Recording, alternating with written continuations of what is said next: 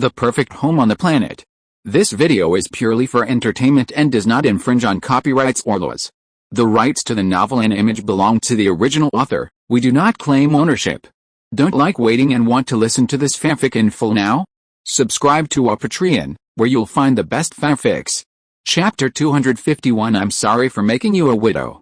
General Yen, a serious face popped up on Feiyu's projection screen.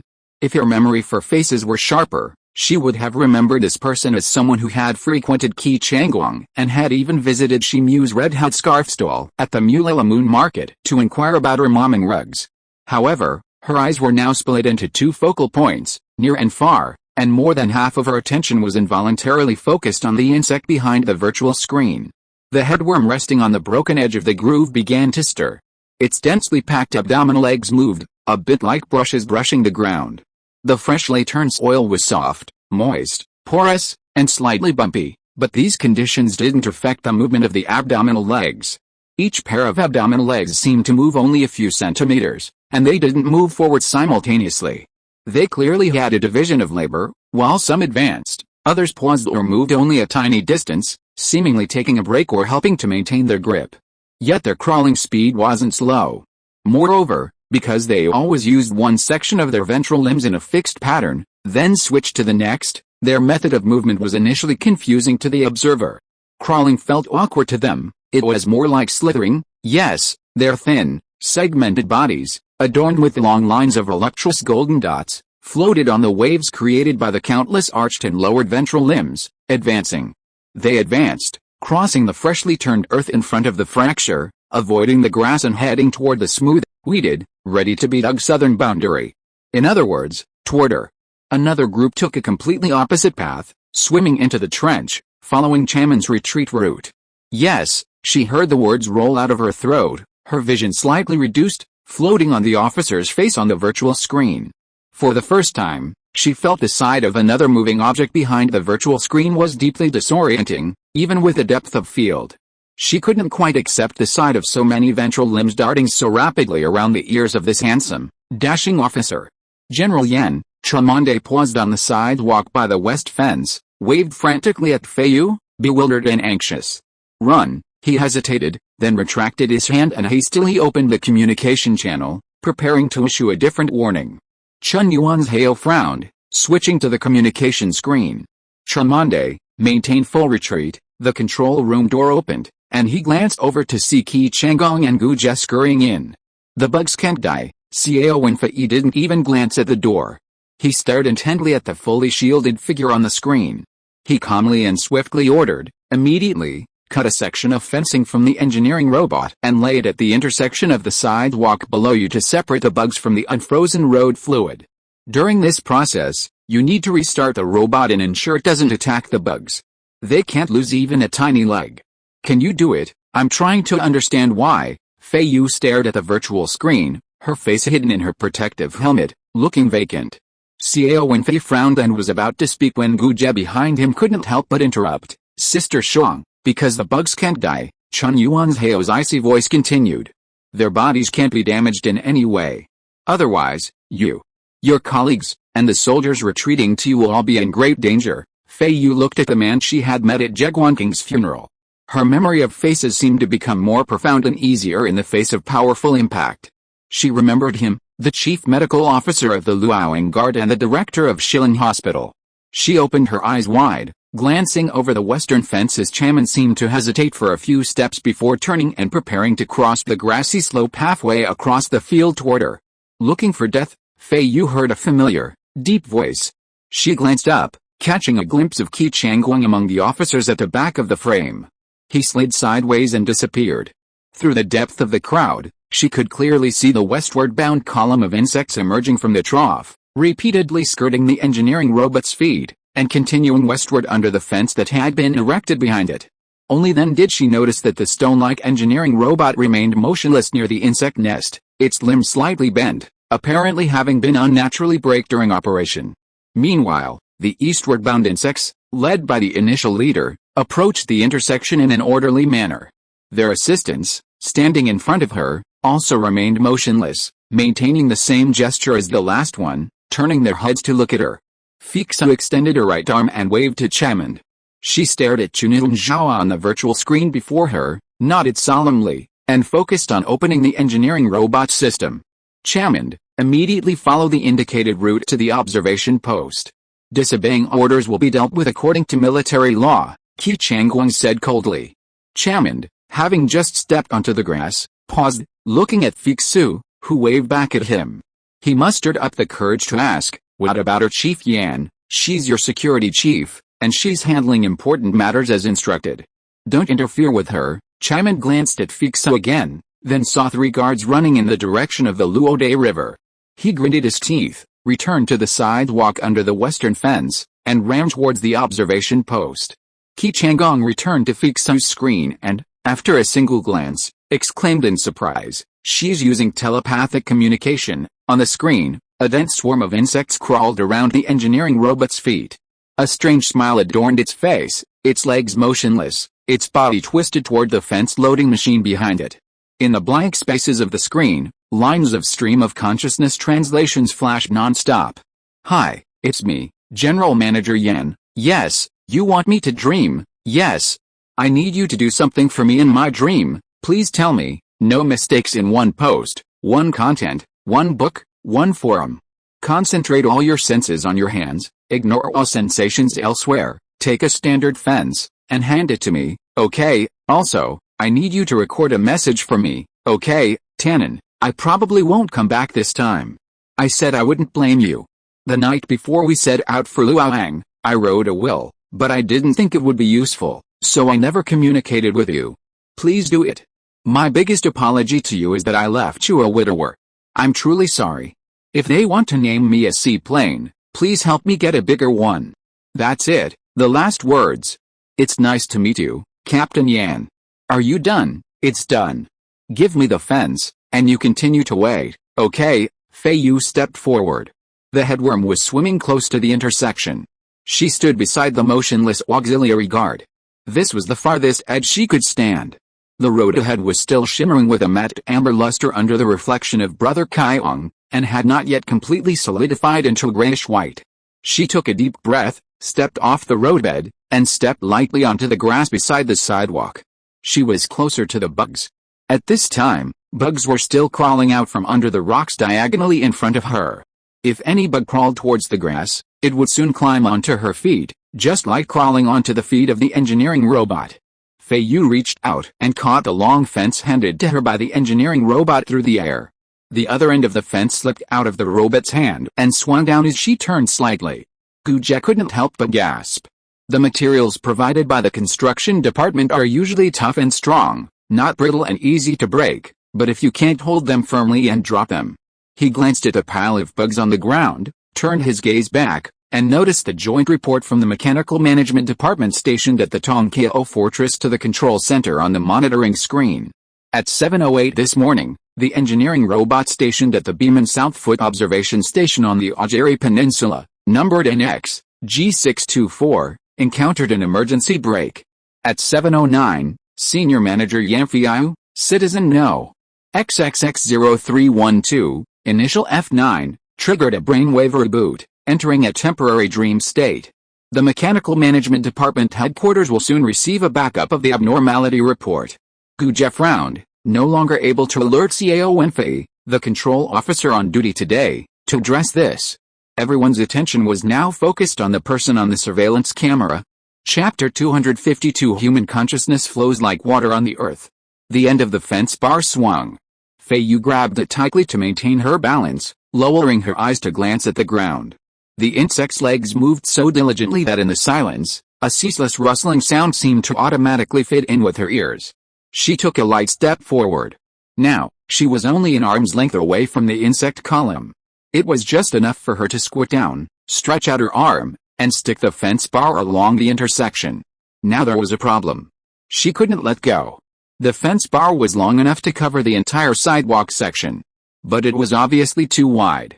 When placed on the ground, it was more than halfway above the roadbed, so it couldn't support itself on the intersection.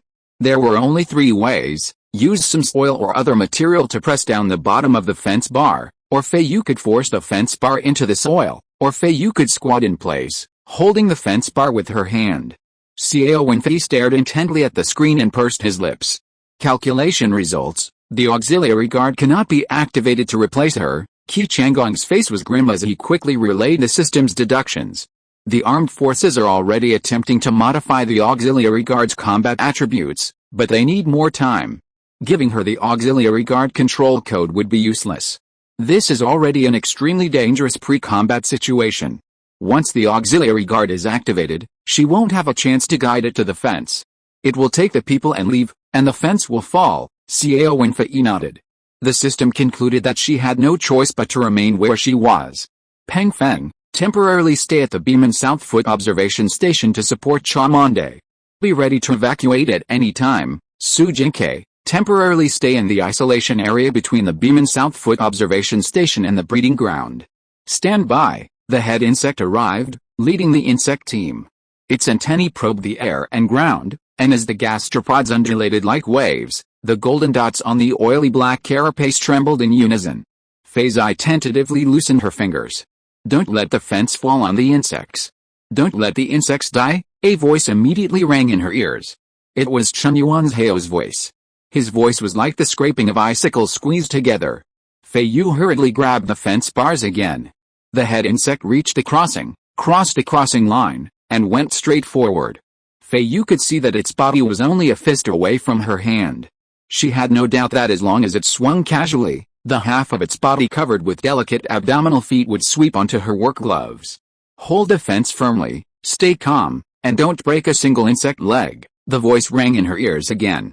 Shut up, she gritted her teeth, they are not dead yet. I am preparing to die.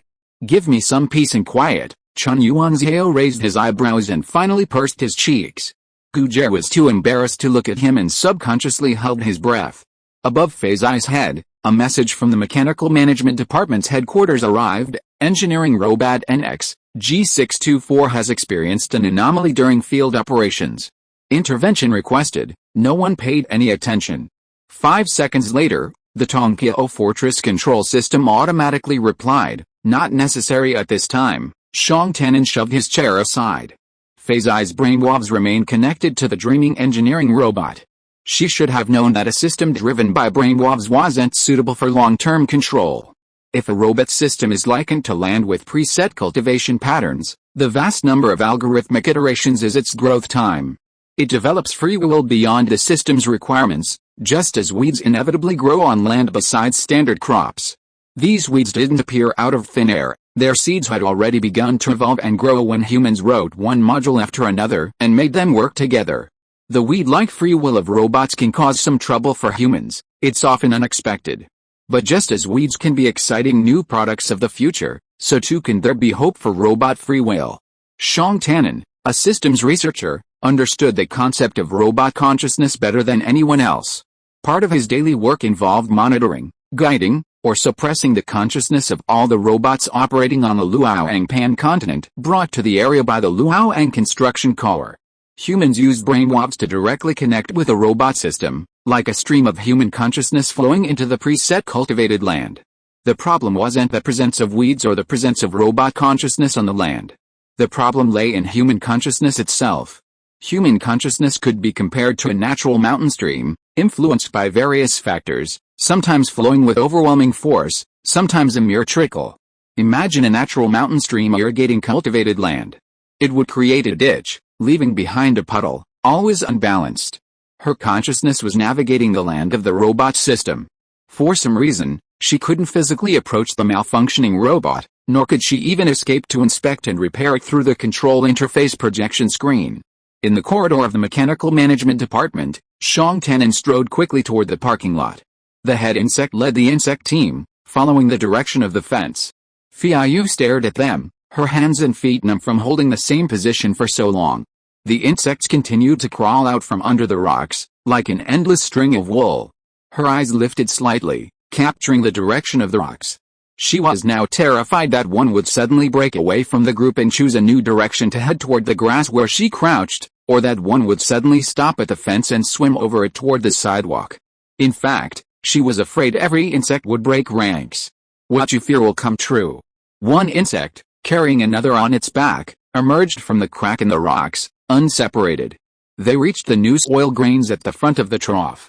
They couldn't keep up with the insect in front, so they paused, their antennae twitching a few times. The insects behind them huddled together, waiting. Feiyu's eyes swept over them. Gujie watched the sidewalk on the screen, its color gradually turning gray.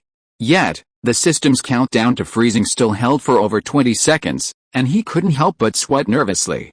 Mechanical Management Headquarters had already sent 2 messages in quick succession. Engineering Robot NX, G624 has experienced an anomaly during field operations, requesting intervention. The system automatically rejected both. The screen still showed a single figure, crouching, holding onto a fence post. But stream of consciousness text quickly popped up. Hi, General Yan, bring me another fence post, okay? Feiyu raised her right hand, leaving only her left hand pressed against the fence on the ground. As she straightened her back, her left hand shifted slightly, causing the far end of the fence to seem to shift. The insect column continued to march. Pay attention to stability, Xiao and Feiyu said immediately. Feiyu glanced at the officers on the projection screen. Their outlines were blurred by the harsh lighting from Brother Kaiwang. She didn't respond, but instead pressed one knee against the grass, her right hand still rising, reaching for another fence post. Oh, the engineering robot lowered its gaze to the ground and widened its eyes, because it seemed a little dull in the dream. Everything feels unreal. Feiyu glared at it. Learn to see things in an unreal way, okay, Chief Yan. Feiyu's head ached. She used half of her body's strength to hold one end of the new fence tightly, and used the other half to press the fence on the ground. Finally, she found the balance point. The 2 overlapping insects did not follow the trajectory of the front team, and their heads tilted in different directions. Feiyu placed the new fence bars on the grass to block herself. She supported herself with one knee and held the 2 fence bars in her hands, like holding 2 low shields. The new group of insects flicked their tentacles and went up the grass. After a moment, the direction was finally clear, and they were heading towards her new fence. Chapter 253 Broken Bug Team. Feiyu could no longer pay attention to where the old bug led the team across the sidewalk and turned to swim. Her whole body was tense, her eyes fixed on the overlapping new bugs. If they crawled under the new fence, the height of the bug on top would touch her hand. This was bound to happen in a few seconds. She bit her lower lip, and the pain made her head swell a little less. At the same time, she moved the new fence forward a little. Chun Yuan's Heo leaned forward involuntarily and reminded again in his icy voice, "Don't break the bug's legs, don't go forward, retreat as far as possible, and hold on for 10 seconds, Xiao and Feiyu ordered urgently. The system showed that the sidewalk had 10 seconds left to solidify.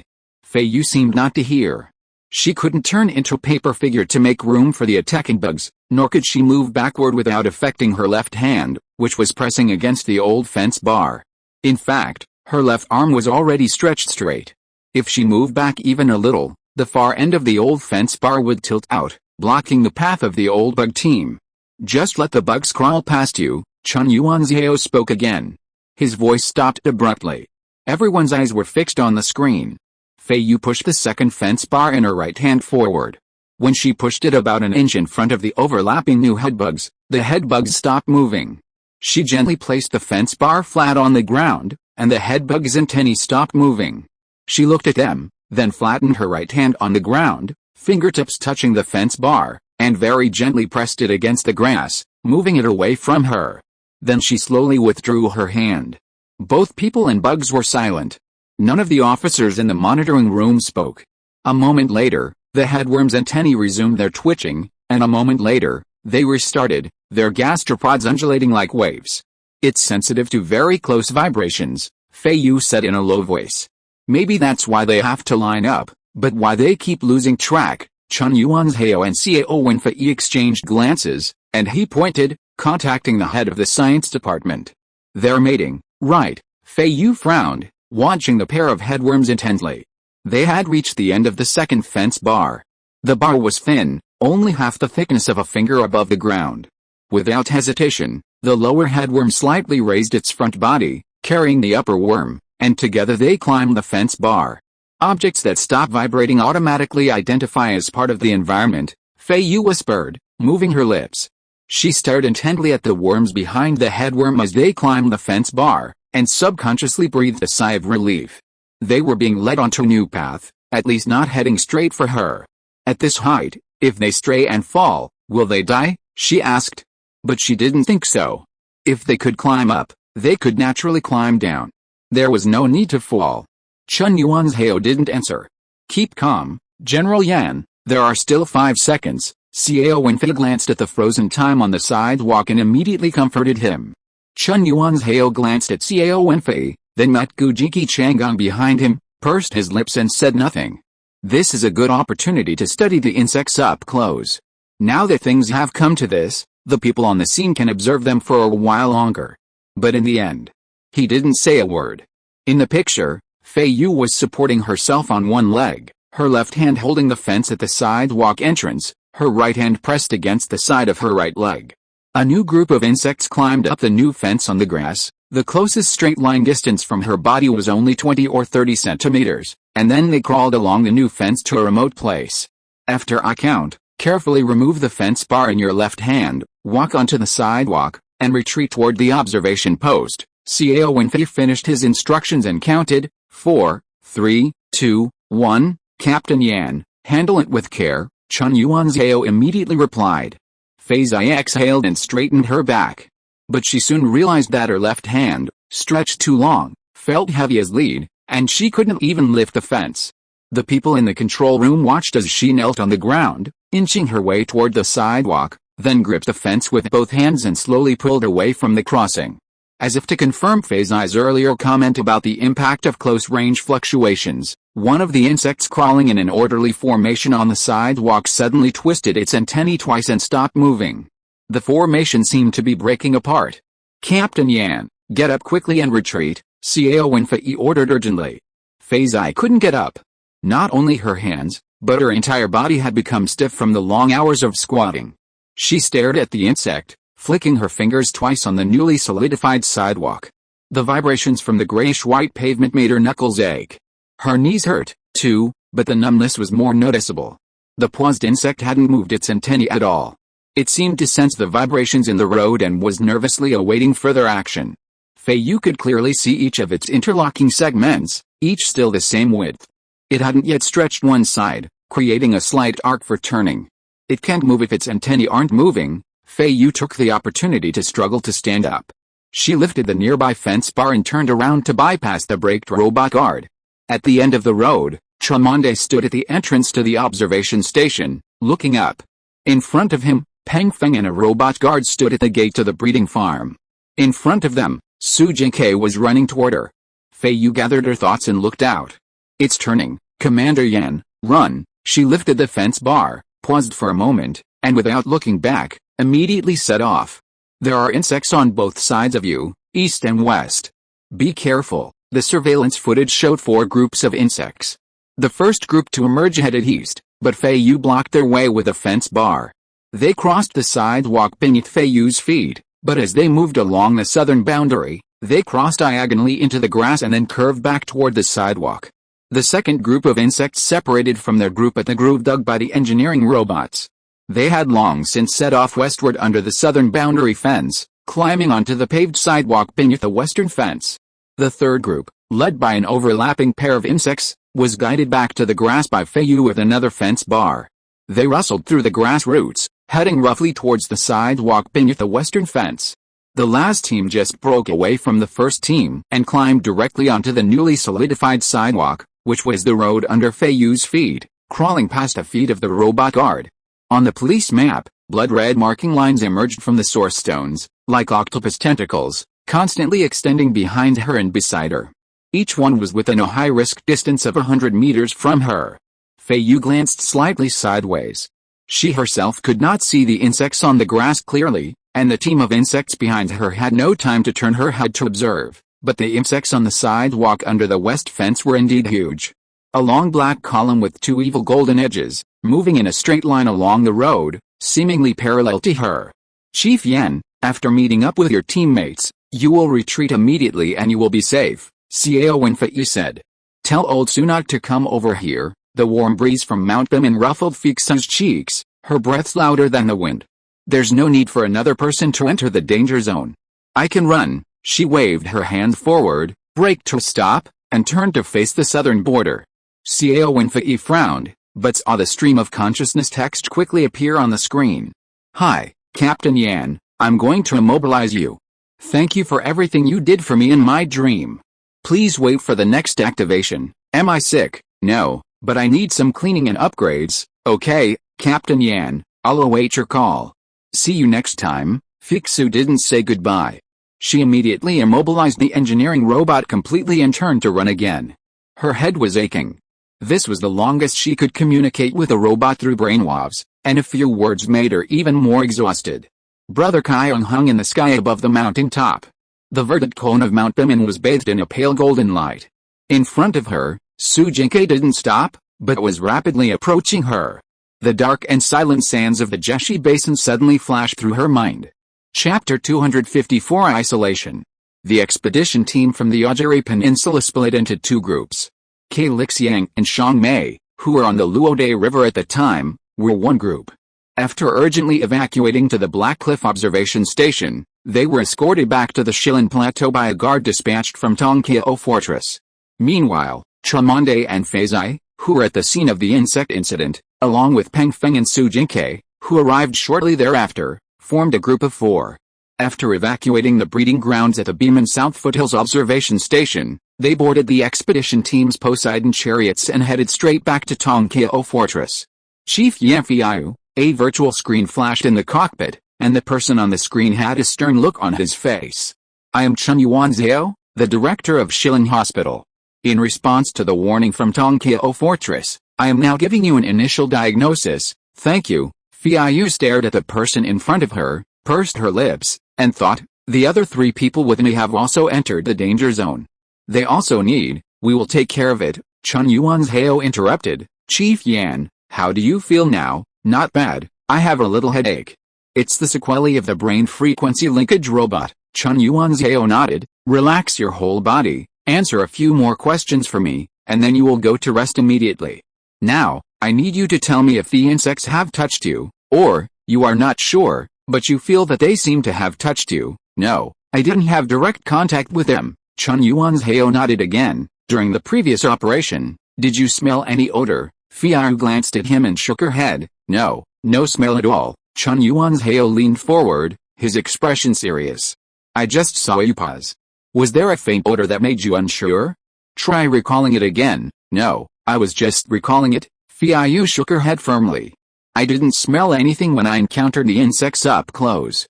However, when I started paving the road, the weeds in the breeding ground had just been cleared, so there was a slight smell of grass. Chen Yuanzhao stared at Feiyu. Okay. You rest now. We'll take you to the hospital for a comprehensive health check after we return to the cabin. Why do the insects pose a threat to humans? Feiyu stared at him intently. That, we can discuss when you return. We need your on-site experience report. Chen Yuanzhao's tense tone finally relaxed a little. Captain Yan, we will do everything we can to ensure your health. But your current physiological indicators show that everything is good. There's no need to worry. Rest for a while. Feiyu nodded. Chen Yuanzhao's image disappeared from her eyes. She turned to look outside the cabin. Mount Bimin had long since disappeared from her sight. The Poseidon chariot flew out of the Ajari Peninsula and flew high over a group of mountains and hills. In the far west, the Rongai Plain, under the irradiation of Qiongjek, occasionally appeared at the edge of the route, like a gray-green tapestry. She closed her eyes. The appearance of the insects appeared in her mind, and the details were so clear that it made her sick again. Those densely packed abdominal legs seemed to begin to wander on her eyelashes. No beautiful scenery could drive them out of her mind. How long did it take for Jaguanking to encounter the insect queen and die of illness? Feiyu counted the days slowly. The chariot slowly entered the garage inside the protective shield, and Feiyu could feel the slight pause when it got stuck in the dedicated berth. She opened her eyes, and the numbness and tingling on the upper part of her head had eased a lot. When she got up from her seat after hearing the order, she suddenly remembered that she shouldn't have allowed herself to fall asleep on the road just now. She should have left a few words for Shuang Tannen, or at least repeated the few words she had hurriedly said to the engineering robot in the tank seat cabin, so that he wouldn't be delayed in knowing because of the deep cleaning and static process of the engineering robot. However, it seemed that she didn't have time to make up a message. The seat cabin was opened. The guidance robot that had returned from field work in the past did not come, but the medical robot did. Chief Yan, welcome back. The robot smiled and looked like a young relative of the auxiliary guard aunt, such as a niece or nephew. Feiyu once again felt that the auxiliary guards brought by the guards did not put much effort into the facial shape. Maybe the Ministry of Military Industry only gave a few major categories and had to make minor adjustments. The auxiliary nurse's niece, who worked at Shilin Hospital, fixed her bionic eyes on Feiyu and opened her arms. You've worked so hard. Come to me. I'll take you to the hospital right away. The other cabins on the Poseidon were silent, and Feiyu didn't know whether Chamond and the others were still inside or had been taken out. I want to contact my husband, she said. Okay, we'll contact your husband right away. The nurse stepped forward and nodded gently. I don't need to see him, I just want to have a few words with him. Okay, Ms. Yan, we'll arrange it soon. Relax, it's okay, it's okay. The nurse hugged Feiyu in front of the cabin door. Its two sides immediately merged, forming a hollow cylinder, completely enveloping Feiyu. This was very different from the experience of standing on the auxiliary nurse's man paddleboard. She was completely enclosed. Feiyu couldn't see outside. In the emergency tunnel connecting Tongkiao Fortress and Shilin Hospital, the cylindrical tube transformed by the medical robot flashed a red ring signal of extreme emergency and danger, and flew all the way. Wisps of gas brushed Feiyu, and she seemed to be wrapped in a cocoon. Of course, it was not too uncomfortable. This feeling reminded Feiyu of when she was young and traveled to Earth. In order to prevent the introduction of alien influence factors, she underwent strict isolation and inspection upon entry. The whole person was locked in a cylinder for detection. When Feiyu counted to 20 in her heart, she felt it. The cylinder silently embedded in the cleaning pool, broke into 4 pieces, and released her. The gas-like binding thread suddenly dissipated, and she looked around. It was an empty small room with no windows or doors, but it was very bright inside. She was standing in the middle of the room. Before she could take another look, a notification chimed. Ms. Yan Feiyu, please change into your hospital uniform. When can I talk to my husband? She clutched her skirt, sternly saying, as soon as possible. Okay, we'll arrange it as soon as possible. Now, please change into your hospital uniform. She pursed her lips and removed her protective field suit as instructed.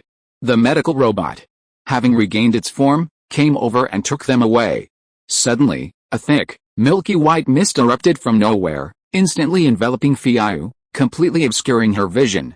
The mist was odorless at first, but then it seemed to slowly stir, and she could detect a delicate fragrance. The mist swirled faster and faster, blowing every strand of her hair loose. Then, the mist turned pale white, then milky white, and then pale white again. After 3 repetitions, Feiyu, trapped within the swirling vortex, fell completely asleep. Finally, the mist gradually condensed into droplets, lifting her up and immersing her within. Director Chun, the robotic assistant reminded, Deputy Director Shuang Tannen of the Planning Department of the Mechanical Management Department has requested admission to the hospital to visit relatives. Chapter 255, Sleeping Beauty in Amber. Chun Yuanzhao pondered for a moment. Connect a video link. Shuang Tannen was standing at the bottom of the steps of Shilin Hospital. The bus of the Mechanical Management Department was directly facing the hospital gate. It was so close to the steps that it was almost doubtful. If it could drive through the gate, the bus would have rushed in long ago. It was the middle of winter in Shilin Highlands, and Brother Kyong's face was pale from the sun. Hello, Dean Chun. I came to visit my wife. How is she now? He opened his mouth and said hurriedly. Deputy Director Shuang, you are early. Chun Yuanzhao frowned. Shuang Tannen's black pupils suddenly bulged, and he no longer had the composure he had tried to maintain. He took a step forward, but forgot that Chun Yuanzhao was not really in front of him. The high steps almost made him stumble. What do you mean? Where is Feiyu? The notice should have asked you to come over after get off work. You are early. Shuang Tannen looked at Chun Yuanzhao, whose voice was so calm. He was stunned for a long time before he realized that he had subconsciously heard the words the wrong way and thought that Chun Yuanzhao was late in notifying him. He was still confused and his words were not as clear as usual. He was naturally unwilling to say anything unlucky, so he stared at Chun Yuanzhao for a second or two, and could only let his heart beat violently in his chest. It's okay, Chun Yuanzhao understood. Come back when you have time after get off work. Dean Chun, How is my wife now? Shang Tannen asked hurriedly. Can I see her now? She is undergoing a prescribed treatment and can't see you now. It is indeed her own wish. Shang Tannen didn't believe it at all, and his voice couldn't suppress his impatience. Why wouldn't Feiyu see me? I want to know her true injury. I am her husband, and I have the right to know everything that happened to her.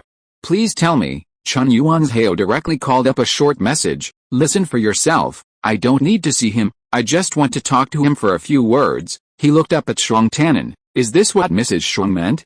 After get off work, her treatment will come to an end, and I will give you a chance to explain everything clearly. Dean Chun, is it convenient for me to see her? Shang Tannen pleaded anxiously. I'm already here, just take a look.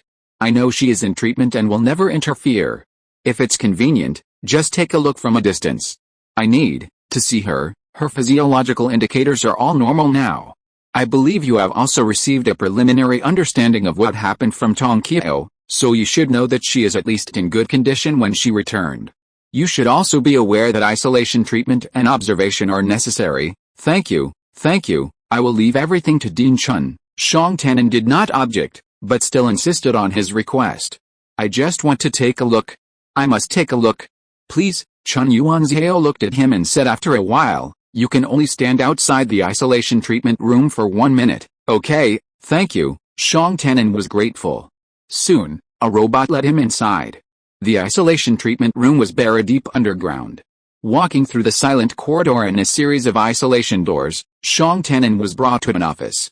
The robot wiped open a wall, selected a code name, turned around and said with a smile, Mr. Shang, MRS. Shang's treatment room will be pushed over soon. Please stand here, remain quiet and wait and see, do not try to call out, or tap the observation mirror. We have had precedents before, because of some kind of electrocardiographic connection between relatives, the patient was startled awake and forced to interrupt the treatment, so please be sure to restrain yourself. Shang Tannen nodded, looking anxiously inside the wall. In a moment, a small square transparent space penetrated the darkness and slowly advanced towards him.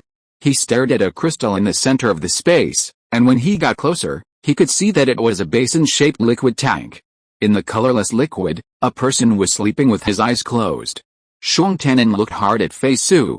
She was wearing a percolation suit, floating quietly in the water, her hair fluttering, and her face was as peaceful as if she had not woken up in the morning. She looked like a sleeping princess wrapped in amber. Shang Tannen held his breath, and silently said her name in his heart. A minute passed quickly, and the small, transparent space, carrying the tank and her, silently slid into darkness. The observation mirror returned to its wall-like form. Thank you, he nodded to the robot and asked softly, excuse me, is she doing well? Yes, the robot said, narrowing its smile politely. MRS. Shang is doing very well, thank you, and please take care of her, he said with a half-bow. Half a day passed. Brother Qi had already withdrawn the remaining sunlight, and Alpha had not yet taken over the gray sky above the Shilin Plateau. Shang Tannen hurried out of the fortress and stepped down the bridge. The sisters-in-law gathered in groups of 3 or 5, chatting under the bridge, glancing at him, then turning their heads and returning to their own conversations. The field status summary on the floating screen scrolled in an orderly manner, line by line. This morning, the entire Ojiori Peninsula expedition team had already returned to the shelter, and the record bar had disappeared from the floating screen. Everything was normal. Shang Tannen often went in and out of Tongkeo. Almost all the guards on the bridge this month knew him. 2 soldiers glanced at him, and although they didn't say hello, there was a look of kindness in their eyes. He hurried forward, and only realized it half a body away when he was halfway there. He turned back and smiled embarrassedly. He walked to the parking lot, took the car away, and turned directly to the hospital. The robot saw him and led him into the lobby. Mr. Shang, your appointment time has not yet arrived. You can only wait here, it's okay. The robot still remembered him, took a look, and a hint of apology appeared on its face. Our hospital is short of staff, and we currently have no convenient services for visitors. It's okay. I would like to ask, has my wife's condition changed? I don't know about this, I'm sorry. Shang Tannen stopped asking, and after the robot retreated, he sat down in the seating area. Not long after, a tall and strong man walked quickly into the lobby. Shang Tannen raised his eyes and immediately stood up.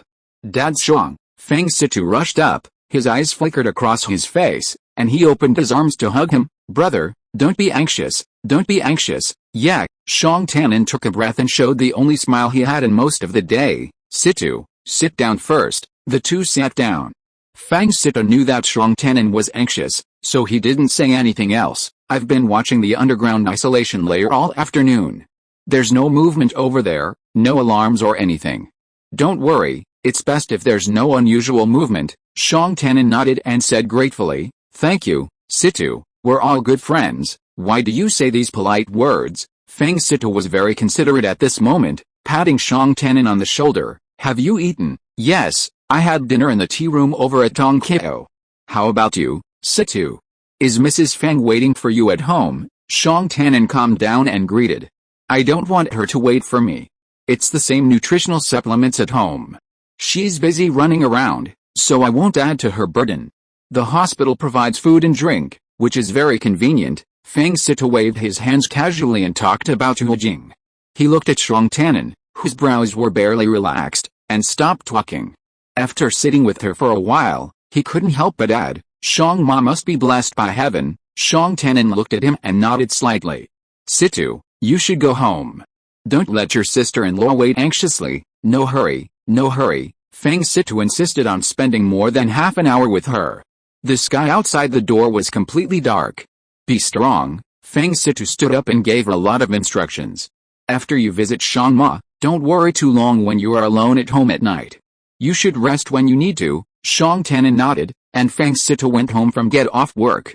Chapter 256 The Figure of the Widow. Shang Tanin was sitting alone in the hall. Time passed very, very slowly. Brother Shang, he raised his head, his eyes froze, and he stood up subconsciously. MRS.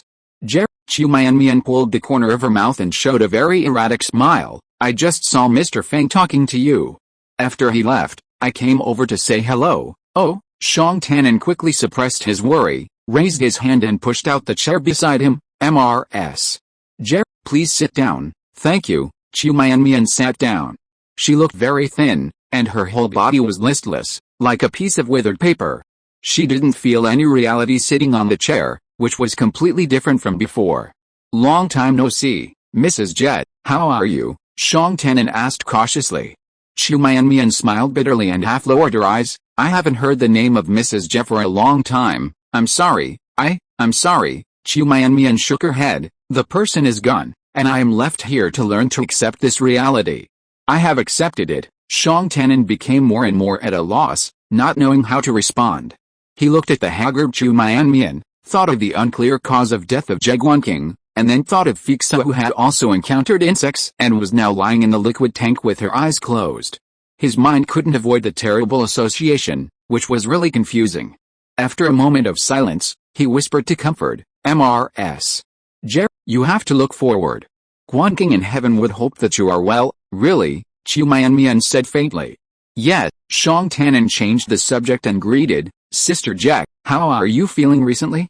Sister Yin and Sister Gu asked Feiyu to come and see you a while ago. When he mentioned this, Feiyu felt anxious again. He paused and continued slowly, I heard that you couldn't see guests at that time. Are you feeling better now? We old neighbors are all worried about you, but we are usually busy with work, and these days have passed in a flash. Thank you, Chu Mian whispered, taking a breath for a while. I'm fine, but after Guanqing left, I didn't want to see anyone. I'm fine now. No one asked me to go to work, and the hospital didn't chase people away. I help with chores here every day and stay here at night. Sometimes when someone comes to the hospital, I come over to chat or show them the way. After all, I'm more familiar with the hospital than others. Shang Tanin glanced at Chu Mian and nodded. It's good for recuperation in the hospital. He thought about it and couldn't bear to see Chu Mian like this, so he persuaded sincerely, Sister Jack, staying in the hospital all the time is not conducive to adjusting your mood.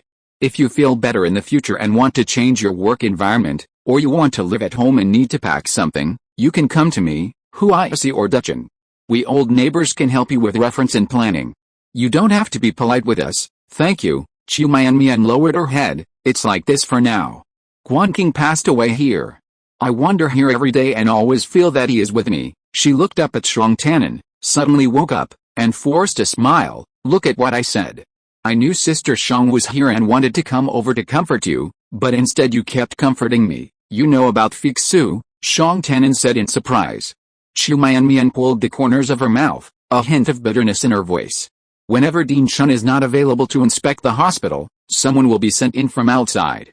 This is the pattern. She looked at him sympathetically. I heard from Mr. Feng earlier that Sister Shang was involved this time. I couldn't believe it. What exactly happened? Shang Tannen shook his head. Limited by regulations, he only said briefly, I'm not very clear yet. I received a notice during the day that she was sent to the hospital and is now undergoing isolation treatment. I am still waiting for the official family notification for details. They won't let you know everything. Qi Changgong's voice was weak and melancholy. I'm afraid you will be heartbroken, but there is nothing you can do, which will only increase your worries. Shang Tannen looked at her and said nothing. Brother Shang, don't worry, Sister Shang will be fine. Qi Changgong sniffed, and her wry smile was filled with sincere blessings. Not everyone has the bad luck of Guan Qing, like Fang Situ. She clearly did not have sufficient evidence to prove that Feiyu was safe at this time, but she still insisted on sitting with Shang Tannen for a while to show her spiritual support. After she left, Shang Tannen lost his focus, gazing at her back. The thin figure drifted into a corridor at the back of the hall, like a disembodied ghost, a poignant sight. Guanqing's sudden passing, and the tragic consequences it left, were deeply imprinted before his eyes. He stared down at the floor, remembering that Feiyu was still undergoing treatment, her isolation cell somewhere deep beneath the floorboards. His feet froze, afraid to move, as if afraid the vibrations would reach her. A long time passed. Xiao, Feng Lai, you two have had a tiring day. Go and rest when you're done. The hospital door slid open automatically, and the four of them entered the hall, talking. They paused in unison, their gazes directed towards the seating area. In the deserted hall, a man sat silently. Deputy Director Shang, Gu Jie said in surprise. Shang Tannen turned his head and glanced over, seeing Qi Changgong, Gu Jie, Xiao Wenfei, and Feng Lai. Deputy Director Shang, you're here early and waiting. Gu Jie came over first and patted him on the shoulder. Have you had dinner? Yes. Shang Tannen stood up, his eyes swept across the four people's faces, and nodded slightly. The commanders have also eaten, right? Yes. Shang Tannen greeted the four people. According to what he learned, Xiao Wenfei and Feng Lai were the chief and deputy chief of defense on duty at Tongqiao Fortress at the time of the incident, while Qi Changgong and Gu Jie were on the previous shift, but had not left Tongqiao Fortress when the incident happened and had returned to the control room to assist. The commanders came to the hospital. He asked. Let's go and see the two brothers of the Guard Army. How are the two brothers of the Guard Army? They are also receiving treatment. Let's see what the hospital says. We came to see them after we got off duty. Gu Jie glanced at Shang Tannen. Brother, you don't look too good, don't be too anxious. Oh, by the way, we will go to see Mrs. Shang on behalf of the Guard Army. Shang Tannen was slightly surprised, raised his eyes and looked at the four people in front of him. Thank you, then we will go first. Okay, you guys are busy. Qi Changgong turned his neck slightly and looked at Shang Tannen. He was the only one in the whole hall. He was wearing gray and black work clothes. He sat back in his seat and waited silently. After turning the corner of the corridor, Gu Jie sighed. After hearing this, the few people all frowned and said nothing. Only the sound of boots could be heard as they walked towards the dean's office. If you're listening to this novel on a channel other than Fanfic World, it means they downloaded and uploaded it without effort. We cordially invite you to visit our channel, Mundo Fanfic Novelis. There you'll find the original version of this story and you can explore many other novels of various genres. We're waiting for you to immerse yourself in a world of incredible novels. Chapter 257 Why Can't I Die? Feiyu opened her eyes. In her dream, Shang Tannen urged her to collect feedback from the 13 sections during the home visits. She didn't want to go, and slowly thought in her mind, why not give it all to him? The section chief's job is not easy, and if she gives it to him, he can complete it well and quickly. Feiyu's vision focused, staring straight at the white space above her head, and then slowly turned her head. It was indeed Shang Tannen, but the position he was standing in was strange. When did they have such a big room? He was standing far away from the bed, not at the door, and behind him was not their family's fenced courtyard. Feiyu, Shang Tannen smiled and waved to her. Feiyu rolled her eyes again, sat up from the bed, looked left and right, and then looked down at herself. Xiong Tannen stood behind the observation wall and saw Feiyu so confused in that small space. In the center of the room, the empty tank stood like a transparent crystal jar, its lip supporting a mattress. Feiyu sat on it, her hair disheveled. Her filtration suit, resembling a mermaid, had been replaced with a loose, baggy robe. "Feiyu, you're still in the treatment room," he said apologetically. "I'm in the observation room outside yours. I can't come in, it's okay," Feiyu said casually, glancing under the bed. Sure enough, the floor of the room where the medical robot had lowered her was spotlessly bright. "Can I get down?" "Yes," the robot said. "You can get down and stretch your legs." Feiyu, not caring where the voice came from, reached for the edge of the bed and put her feet down. "Be careful," Xiong Tannen couldn't help but warn. As soon as he finished speaking, Feiyu nimbly jumped down. She smiled at him, looked back at the empty tank, touched its surface with her hand, and then walked towards him barefoot. Reaching the wall, she looked up, felt the surface with her palm, and then focused her gaze forward. "Tannen, Feiyu, did they tell you how much time I have left?" Xiong Tannen was stunned. Unable to resist, she reached out and pressed against the observation wall, urgently saying, "Feiyu, don't let your imagination run wild. Your physiological indicators are all very good now. You'll be fine." Feiyu's fingers gently stroked the wall. There seemed to be no barrier between her and Xiong Tannen, but a closer look at their hands revealed the presence of several layers of distance. "Tannen, I used my brain frequency to activate an engineering robot that suddenly stopped at the worksite. Have you disassembled and analyzed its data?" "No, the engineering robot had only been brought back that afternoon. As a high-risk source of infection, contact was prohibited once it entered the enclosure." Xiong Tannen had met with Qi Changgong and his group who had returned from the last wave of attacks at Tongqiao Fortress today, and he had indeed cleaned and disassembled several of the robots they had brought back, but he hadn't seen the deactivated engineering robot. "Feiyu, don't worry about these work matters. Resting well is the most important thing," he advised. "I'm not talking about work." Feiyu curled her lips and was about to continue, but she paused and looked behind Xiong Tannen. Xiong Tannen turned around, and Chen Yuanzhao pushed the door in with Qi Changgong and other 4 people. Deputy Director Chen Yuanzhao glanced at Feiyu and nodded. "Chief Yan, you are down. It is good for your health to move around. I am sorry to bother you too." The commander of the guard came to visit Chief Yan and asked some questions about the insect scene. Chief Yan will enter the next recuperation course in an hour. The insect matter is very important. I hope you two can understand. "Brother, I'm sorry," Guja patted Xiong Tannen apologetically. "Everyone must submit the work report as soon as possible after returning to the shield. You know that this insect is of great importance. We will try our best to seize the time and leave after asking questions. We will leave time for you and Mrs. Xiong." Xiong Tannen looked back and saw Feiyu standing alone in the transparent space. "I demand to stay," he said firmly to Chen Yuanzhao and the others. "Of course.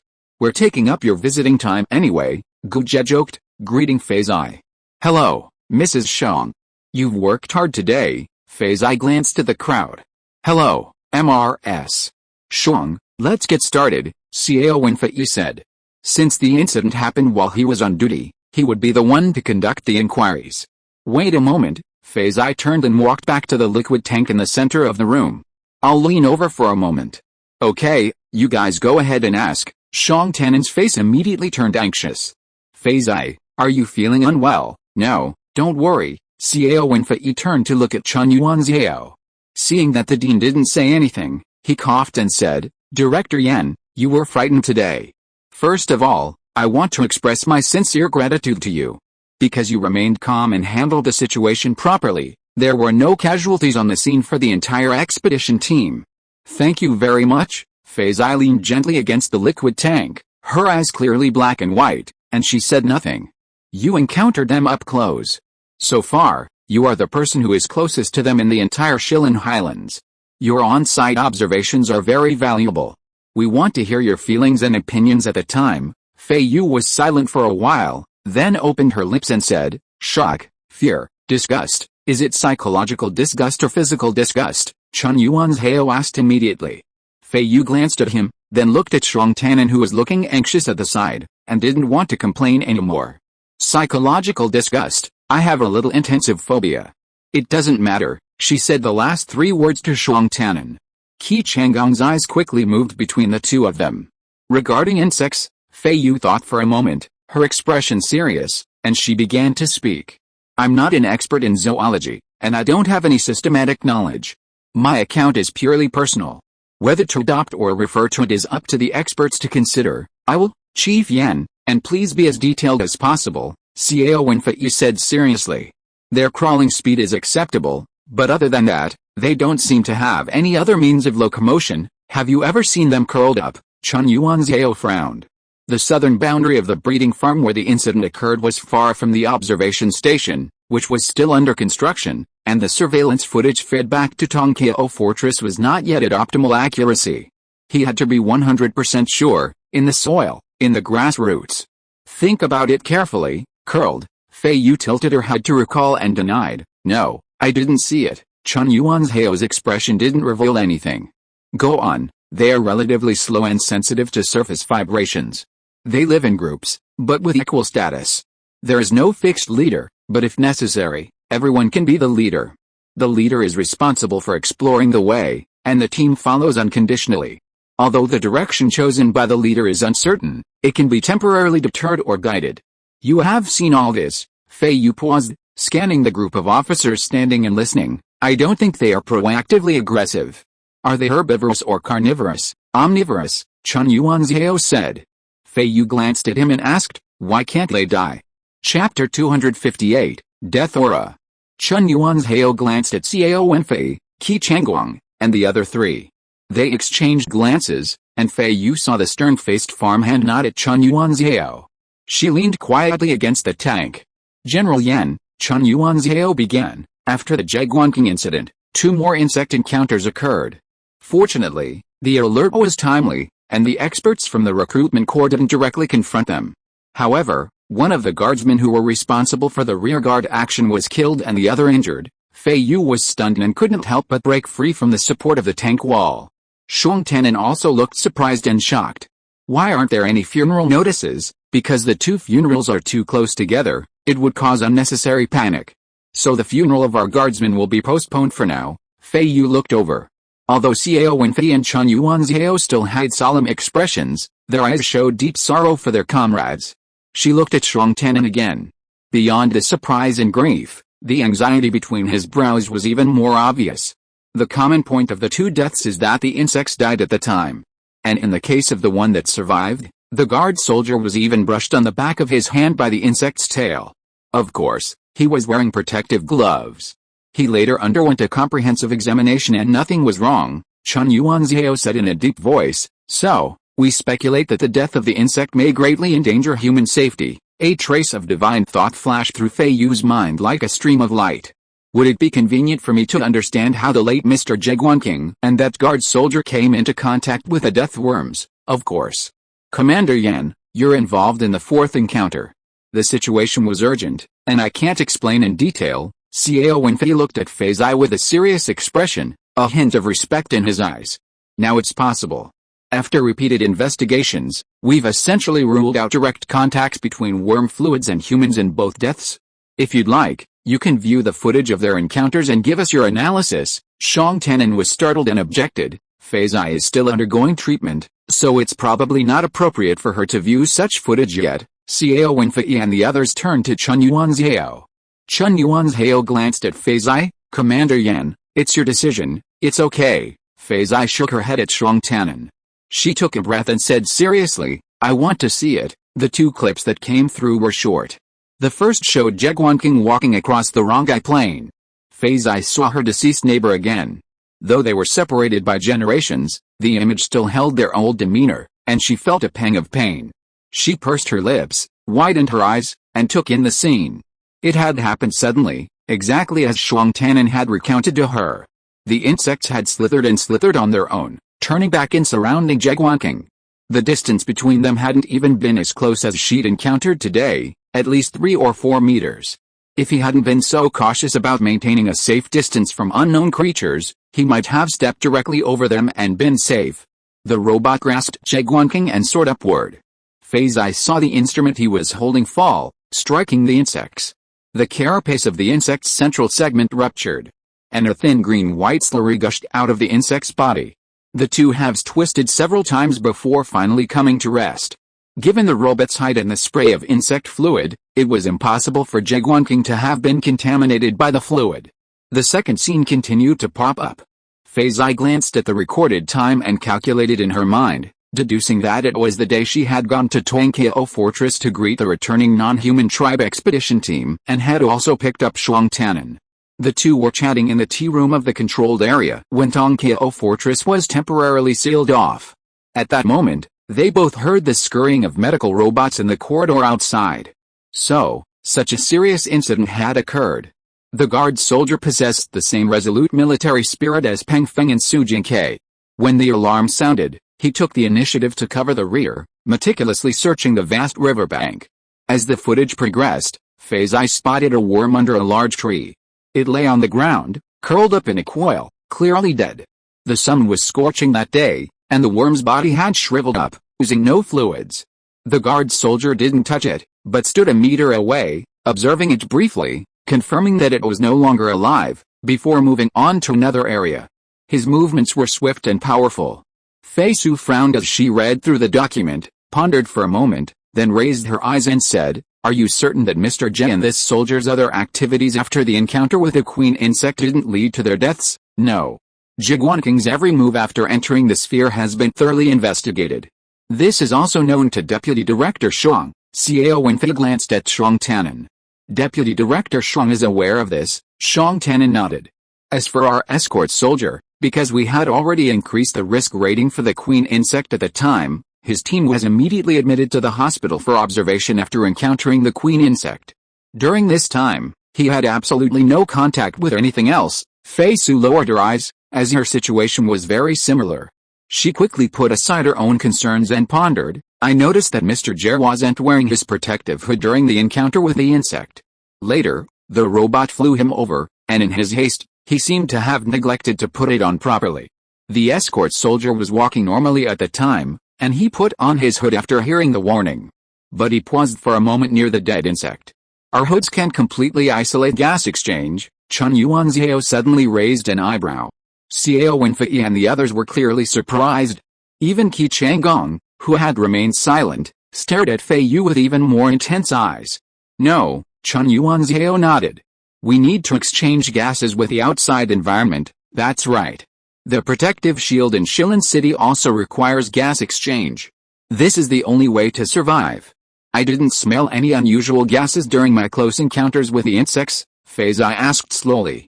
"But did Mr. J and the guardsmen mention in their reports before they died that they smelled any scent of dead insects?" Chun Yuanzhao stared at Feiyu and replied, "After returning to the shield, Jaegwon-king described the incident. He mentioned that when he accidentally killed an insect while flying over the insect swarm, he smelled a pungent odor. But it was short-lived because the robots quickly led him away from the insect column. In another incident, the guardsmen who were left behind returned to give a detailed report. When describing the dead insect under the tree, they also mentioned that they seemed to smell a slightly sour and smelly odor. This was why Chun Yuanzhao asked her on her way back to the shield if she had smelled any gases." Feiyu pursed her lips. The smell of death. A collective silence fell upon her. Feiyu looked out the wall that separated her from the shield. Only Shuang Tannen frowned, his face filled with confusion. Shuang Tannen immediately turned around and looked at Chun Yuanzhao, Xiao Wenfei and others. Chapter 259 Matters of Life and Death. "Captain Yan, do you know about the aura of death?" Xiao Wenfei leaned forward, staring at Feiyu. To protect themselves and their pack, some animals secrete a toxic aura at the end of their lives, killing any enemies they encounter. Even if the enemy survives, this warning acts as a powerful stimulus, imprinted in their genetic memory and even passed down through generations. From then on, enemies encountering this group of creatures will actively avoid conflict. That's roughly what it is. That's absolutely right. Our animal experts have also proposed this hypothesis. Xiao Wenfei nodded. I didn't expect that Chief Yan is also proficient in this knowledge. How much do you know about the breath of death? I don't know. I just read about some biological defense characteristics in general when I took the mechanical animal course at the Research Institute. In theory, Animals that can secrete the breath of death are unlikely to observe other species in their living environment. Their secretion ability should be strongest during the breeding season. Also, there are not many animals with such extreme defense properties. Apart from these 3 points, I know almost nothing. Feiyu's eyes swept over the people in the observation room. Is the danger of insects related to the breath of death? Not sure enough.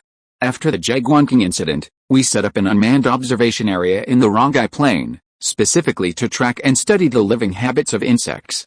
We have been making various possible hypotheses, but because the time is not long enough, we have not had time to deploy and complete a series of experiments. The breath of death is still a hypothesis at this stage. Chun Yuanzhao shook his head and stared at Feiyu. Chief Yan, your situation may help us further confirm. Feiyu understood what he meant. The insects were so close to her that she could practically touch them. If they were alive, inert, manageable, and not lethal, then dead insects would indeed pose a greater threat. However, she had to be alive to prove this. After discussing matters at this point, Xiao Wenfei and the others prepared to leave. Thank you, Chief Yan. Your courageous display of composure today and your ongoing cooperation with us will be included in the project report. Thank you again. You'll begin your next treatment in half an hour, Chun Yuanzhao instructed Shuang Tannen. Deputy Director Shuang, please try not to chat too much. Let Chief Yan relax and feel refreshed. Okay, Shuang Tannen nodded.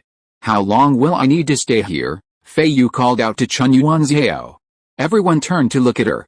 In the center of the isolation treatment room stood only her, clad in her hospital gown, and the large, empty tank behind her. At least 4 days, Chun Yuanzhao said kindly. Today counts as 1 day. Family members can visit between treatments. Thank you, Feiyu and Shuang Tannen said in quick succession. Xiao Wenfei, the commander-in-chief of today's incident, nodded farewell to the 2 men in a friendly manner, as did Gu Jia. Qi Changgong turned slightly on his toes, glanced at the 2 men, and nodded slightly. Feiyu watched as the crowd and the 15-year farmhand passed Shuang Tannen one after another. She leaned against the tank and waited for them to leave. Seeing Shuang Tannen step to the observation wall, she stepped forward and stood at the front wall of the room. Feiyu, are you tired? He asked softly. Not tired. You can come out in 3 days, he said, to comfort her and himself. Take good care of yourself in there, okay? Time is limited. Feiyu did not beat around the bush, and quickly said what she wanted to say before Xiao Wenfei and the others came. Tannen, I have 2 things to tell you. First, if you encounter insects during your field work these days, you must not let the robots act rashly. The insects are classified as high-risk species, and the robots' response will be very intense.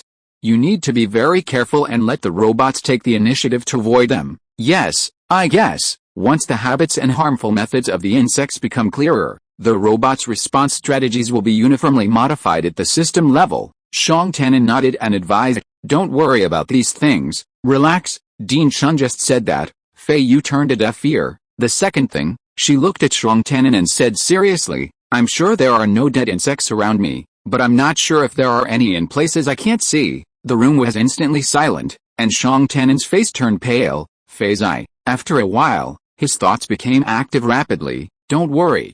There was an alarm from your place, and Tunqiao subsequently sent out the guards to respond. It was the team led by Commander Fang Lifang just now. They must have strictly controlled the scene. If they found dead insects in the local area, they would have emphasized it or asked you many times just now. But they were just routine questions.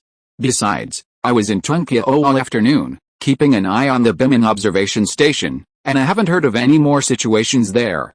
Don't think too much, they may not have found dead insects, but they are not sure, so they came to ask me. I'm not sure either, in the grass, under the rocks, in the nest. Feizai looked at Shuang Tannen and said calmly, Tannen, just now Mr. Jia and the guard soldier let me know that matters of life and death can happen suddenly. Feizai thought about the activities of Jaguanking and the guard soldiers in the picture just now. Everything was normal, but they were already dying, but they didn't know it. We filled out a form before the Chuxiu departed, remember? Feizai waved her hand to stop Shuang Tannen, her pupils dark as she stared into his eyes. Just do it when the time comes, please, don't think about it. Feizai, Shuang Tannen anxiously pressed against the observation wall. Please, Feizai's face was tense, and she raised her palm to press against Shuang Tannen's handprint. just like the oath she made when she made the authorization letter. Shuang Tianan was stunned for a moment, and his palm felt hot as if he was about to move it away quickly. He glanced at Feiyu, who seemed to be separated by crystal, and lowered his eyes. After a moment of silence, he asked in a deep voice, "Feiyu, what do you want me to do?" Feiyu opened her mouth but hadn't said anything. "Although you don't need me to do it for you at all, I promise here." Shuang Tianan stared at Feiyu. "I agree to everything." Feiyu chuckled. "Tianan, I know you will agree. I am very happy to meet you." Shuang Tianan, who had been frowning, couldn't help but smile and advise, "Then continue to be happy and don't think about anything else. I will explain it in a while. It's not difficult, just a little tedious. If I don't need the inheritance left by my father, I will set up a charity fund to pay attention to women and children. My father will be happy too. You can help me manage it." Shuang Tianan stared at her and said a simple word after a while, "Okay." Feiyu exhaled and blinked. "Don't forget that yours is in it." Shuang Tianan turned his face away, but turned back after a while, only to see Feiyu raised her index finger and pressed it on her lips, her eyes full of clear smiles. The words were on his lips, and he understood that she was hinting not to talk about the past. He pursed his lips, but didn't say anything after all. "Tianan, I have finished my business." Feiyu smiled. "Let's talk about trivial matters." Chapter 260. The person opposite. "Everything's fine at home," Shuang Tianan said gently. He felt uneasy, so he had no time for small talk. But Feiyu, with a faint smile on her face, stood in that small, transparent space, waiting for him to speak. Time seemed to slow down as they stared at each other, but in reality, it still flew by like lightning. He took a breath, relaxed his brows, and pondered Chun Yuan's instructions before leaving. He said lightly, "There's something going on in our section. You go lie down and listen." "Something's going on in the section again," Feiyu complained, turning to look at the large liquid tank behind her. "It's hard to climb up, and we'll have to go in again soon." "We won't go now." "Okay then." Shuang Tianan followed her. "I'll tell you. You didn't come home last night, so I went to the Tongqiao office to video chat with you. It was late when I got home. Today on my way to work, I passed by several neighbors' houses, and they all asked a few questions with concern. Wei Minghuang's sister-in-law said that when she drove her car, she found that the emblem on it looked very similar to someone else's. Since the emblem has been recorded with a license plate, she asked you if we could reprint it. I promised to consult with the community center and get back to her. Contribution points for the section chief are not easy to earn." Feiyu shook her head and sighed. Shuang Tianan smiled. The visiting time was quickly used up in the chatter of these trivial matters. Feiyu walked to the side of the liquid tank and looked back. Shuang Tianan was still there, and the hospital's guidance robot was making gestures to him to leave. She twisted her lips and interrupted, "Hey, how do I get up there?" "It's too high." The guidance robot stopped pestering Shuang Tianan and turned to look at her. A soft reminder sounded in the room, "Please wait." The large bathtub-like liquid tank slowly lowered. She pushed herself up with her hands and sat down neatly. She straightened her robe, raised her eyes and smiled, and waved, "Tianan, goodbye." Shuang Tianan opened his mouth, but his heart felt like something was blocking him. Under the guidance of the robot, he left the observation room and turned his head back at the door.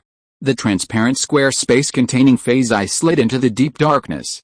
Only a figure in a robe could be vaguely seen sitting on the top of the liquid tank. "Dean Chun, I'm sorry to bother you again." He clicked on Chun Yuan's contact number in the winding corridor underground. Chun Yuan's didn't seem surprised at all. "Please go ahead, can we have a face-to-face interview?" Chun Yuan's eyes swept over Shuang Tianan's face. "Come to my office." "Thank you." Shuang Tianan walked into the dean's office and said straight to the point, "Dean Chun, I want to know Feixi's true physical condition. Before, she was here too, so I didn't dare to ask. Now, please tell me, is she okay? Your wife's current physical indicators are all good, and you can see that her spirits are also good. 4 days is the onset period of Guanqing and that brother's illness, and it is also the hospital's preventive observation period, right?" Chun Yuanzhao raised his eyebrows and said nothing. "Now, does the hospital have a way to block the invasion of insects into the human body?" Deputy Director Shuang, I understand your inner anxiety as a family member. Don't be too nervous. Disappointment appeared in Shuang Tianan's eyes. He is a smart man. If there really is an absolute blocking method or medicine, why would Chun Yuanzhao be so roundabout? He paused and tried to make his voice steady. Dean Chun, you said that you had received the parties involved in the 3 previous insect encounters. Guanqing and that brother unfortunately died, but there was another brother who was hit on the back of his hand by the insect but was fine. What I want to ask you is Fixu's current condition similar to Guanqing and the others, or is it more like the surviving brother? After a moment's silence, Chun Yuanzhao replied, so far, your wife's condition is more like the survivor. Thank you, thank you. Shang Tenin was overjoyed and held Chun Yuanzhao's hand. Thank you, but Chun Yuanzhao covered his face, pulled out his hand, and said seriously, your wife is still in the observation period. Understand, I understand. I am very grateful to you, Dean Chun, for taking care of Fixu. Shang Tenin smiled, his face as bright as a spring breeze. Chun Yuanzhao glanced at him and said expressionlessly, there are too many unpredictable factors when it comes to unfamiliar things. Our understanding cannot be formed in an instant, and many changes in the process are unexpected. Deputy Director Shang, I promise that I will do my best for every brother and sister who enters the hospital, but unfortunately, I cannot say that I can guarantee the result. Shang Tenin thought of Guanqing and Chu Mianmian unexpectedly, and then of the heroic soldier of the guard whose name has not even been announced. Looking at the loneliness under Chun Yuanzhao's flat face, he bowed solemnly to express his gratitude. Thank you. Something happened to my family, and I have been upset all day. I was very impatient before. I hope Dean Chun don't take it to heart. Fixa will be in my care. Chun Yuanzhao waved his hand and quickly put away the loneliness. He raised his eyes and looked at Shang Tenin's face, smiled, and blurted out, Deputy Director Shang and Director Yan have a good relationship. Fixu fell asleep again. He opened his eyes and stared at the snow-white ceiling for a while. She glanced sideways again. Yeah, the person standing far away was smiling, but it wasn't Shang Tenin. Feiyu sat up, straightened the corner of her robe, and glanced at him. Don't you have to go to work? The department has allowed me to come to the hospital to see you anytime. Feiyu nodded, indicating that she was still in danger. Your department is very humane, she commented, reporting directly. Tenin, I've lived another day. Shang Tenin's smile, which had just broken out in joy, was almost slapped back by her. I remembered that I forgot to tell you something yesterday. Feiyu frowned.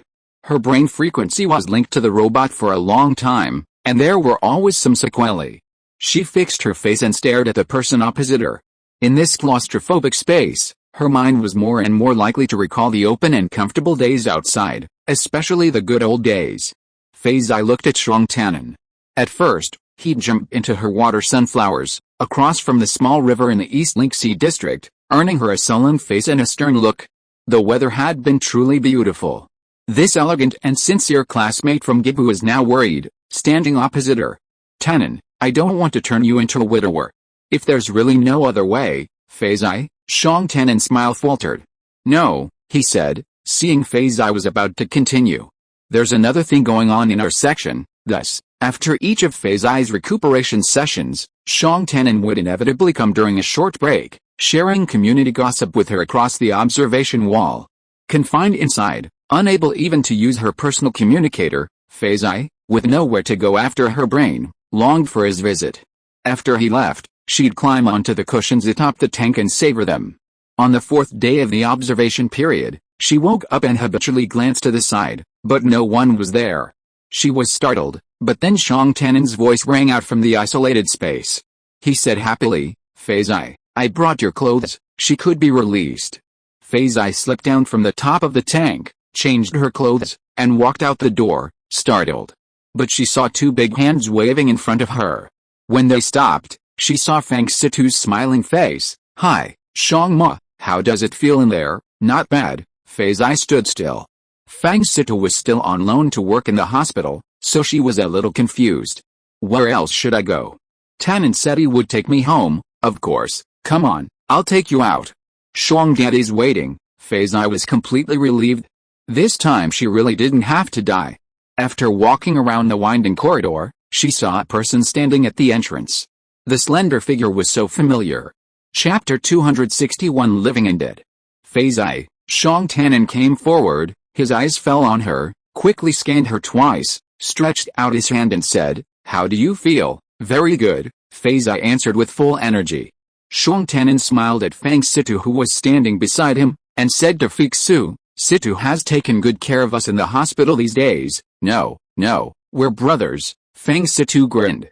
Xia Aho wanted to come and visit when she heard me that Shuang's mother was in the hospital. I said I couldn't see her, and even Shuang's father came to see her regularly. Later, when I'm free on the weekend, I'll bring her to your house. I'm sorry to have made Mrs. Hua worry about her. Fixu is fine now. Situ, just tell Mrs. Hua, and everyone can rest assured. Okay, then you two can go home slowly. I have to go back to work. Feng Situ squinted his eyes. Dean Chun likes me and doesn't want to let me go. Shang Tannen smiled and waved. He watched Feng Situ leave, turned to Fixu and asked in detail, why didn't you put on all your clothes? It's cold outside. How many sets of clothes did you bring? Fixu said, and handed him the remaining coat in her hand. Then she thought that these were her own clothes, so she wanted to retract her hand and take them herself. If you don't want to wear it, I'll take it. Shang Tannen took it. The two walked side by side, talking as they walked forward. Today I went to your non-humanity department and drove our car back. I ran into your Minister Jin and several colleagues. They were very concerned about you. Knowing I was going to pick you up from the hospital, they all asked me to say hello. Well, Chief K and Researcher Chamonde repeatedly thanked me and said they were ashamed that you had saved everyone from danger. Teacher Cha has returned to work. He was under observation for 3 days and just returned to work today. I didn't tell you he was discharged yesterday because I was afraid you would be anxious because you had the longest treatment. I ran into his wife in the hospital once before and comforted her.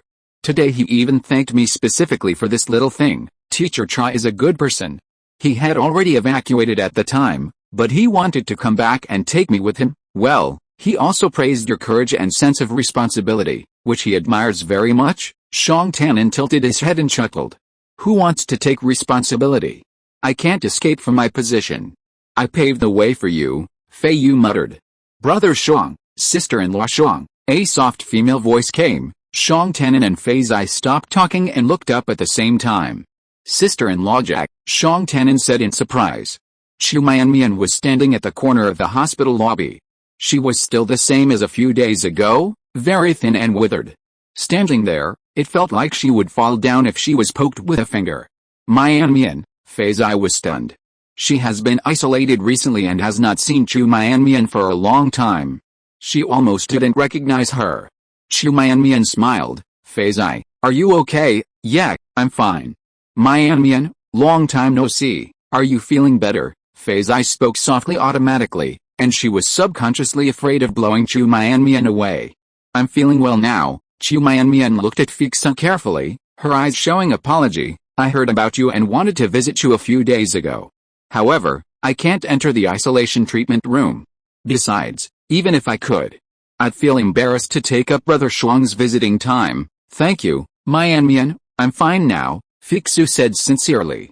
She listened to Chu Mianmian's words and asked with concern, are you still in the hospital? I live in the isolation area and don't know the situation in the hospital very well. What did the doctor say about your health? Chu Mianmian glanced at Shang Tannen, then shifted her gaze to Fixu's face. I'm not hospitalized now, I'm helping in the hospital, Shang Tannen hurriedly said. Fixu has been receiving treatment continuously these days and has been awake for little time. I didn't have time to tell you. It's okay. Chu Mianmian smiled and shook her head slowly. Her eyes swept over Fixu's coat and Shang Tannen's elbow, and then looked at the two of them. Fixu, it's great that you're discharged from the hospital. Thank you. Fixu opened her mouth and blurted out, Mianmian, when you're free, come visit us, okay? Chu Mianmian smiled, a smile as light as she was. MRS. Thank you for coming to visit, Shang Tannen said. On your days off, come out and walk around more often and come visit us, okay? Thank you. It's getting late, Shang Tannen said sheepishly. I'll take Fixu back first. She needs to get ready for work tomorrow, okay? Goodbye then. Chu Mianmian stepped aside and said, take care of yourself. Be careful when you go out. The two said goodbye and walked away for a while. Fixu looked back and saw Chu Mianmian still standing there, staring blankly. When he saw her turn around, he waved goodbye again. Shang Tannen and she also waved back. The two of them got into their own car. Shang Tannen glanced sideways at her, a warm smile in his eyes, and finally spoke in a relaxed tone, are you seated? Put on your clothes, we're going home. The car swept across the wilderness, and the afterglow of Brother Qi cast a vast expanse of pale golden light. The winter earth, reflected in Feiyu eyes, was surprisingly fresh and lively, sparkling.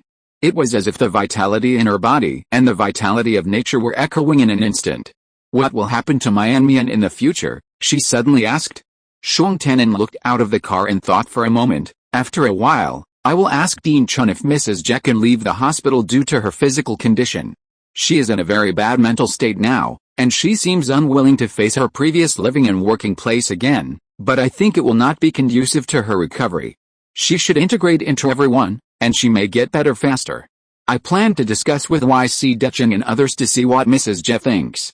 We will apply to the roundhouse in our names to get more tangible benefits for her." Feiyu nodded, thought about it, and said, "If Mrs. Yin and Mrs. Gu ask me to take a walk in the big square of the community activity center on weekends in the future, I will go and take my Anmian with me to the hospital." Shang Tenin looked sideways, his eyes gentle, but he shook his head slowly. "Feiyu, you just came out of the hospital, you still need to rest for a while, and ask Mrs. Jen out later." "I'm fine. I'm not actually treating an illness in the hospital. I just took the opportunity to have a major recuperation," Feiyu said, looking at the field, and the dome roofs of the community in front of him appeared in large areas. It was just after get-off work, and the commuter buses in the air were flying close to the place. And even pedestrians like black dots could be seen on the road. Feiyu could imagine the scene of returning home, with the fence gates opened and the neighbors greeting her. Now she had been away for 4 or 5 days, and it was time to go home. Even though she hadn't arrived yet, she felt familiar when she thought of the bluestone slab in the yard. "I know my Anmian must be feeling complicated when she saw me," she said. "I understand." Shang Tenin looked at her in surprise, but saw that her eyes were crystal clear. "I understand. When my father left me, I saw other people walking and smiling as usual. I couldn't understand why I was so sad and others were so happy. Later, I saw other people encountering sad things, but I was okay, and then I understood. Each of us needs to overcome our own difficulties." Shang Tenin reached out and gently pulled the coat covering her. "Say something happy." Feiyu raised her voice. "Did Wei Minghuang's car get repainted later? Will you come to see me when I go back?" "No. I asked for them, and the community said they would just repaint it a few times." Shang Tenin smiled. "You can go back and see the special beautiful new pattern on his car. I'll drive back from Duandongkao and let you see it." Chapter 262. Thanks. Within 2 days of Feiyu's return to the non-human department, she was rapidly promoted. Previously the department's chief robot manager and security coordinator, she was now deputy director of the security department, known as Deputy Director Yan. Chamonde also received a promotion, becoming deputy director of the non-human department's planting department, known as Deputy Director Cha. In fact, with the development of the non-human department's infrastructure and research projects, the department's structure expanded, with the creation of new departments: security, planting, breeding, academic, and technical assistance. Kei Lixiang naturally became the head of the academic department, while hunting expert Li Piao was appointed deputy director of the technical assistance department. This was a gesture of comfort and recognition for those involved in the insect encounter at the Bimin observation station on the Ajari Peninsula.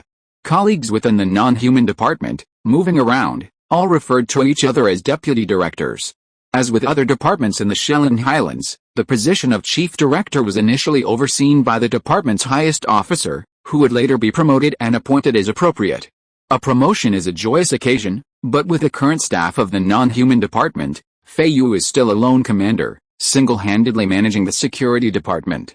She holds 2 subordinate positions within the department's organizational structure: Chief Robot Manager and Security Affairs Coordinator, though her duties remain essentially the same. After much analysis, it turns out it's simply a promotion in rank. Feiyu stood at the first entrance of the old non-human department building, gazing at the familiar anti-evacuation tape. Even when she wasn't out on field duty or patrols, she still guarded the gates.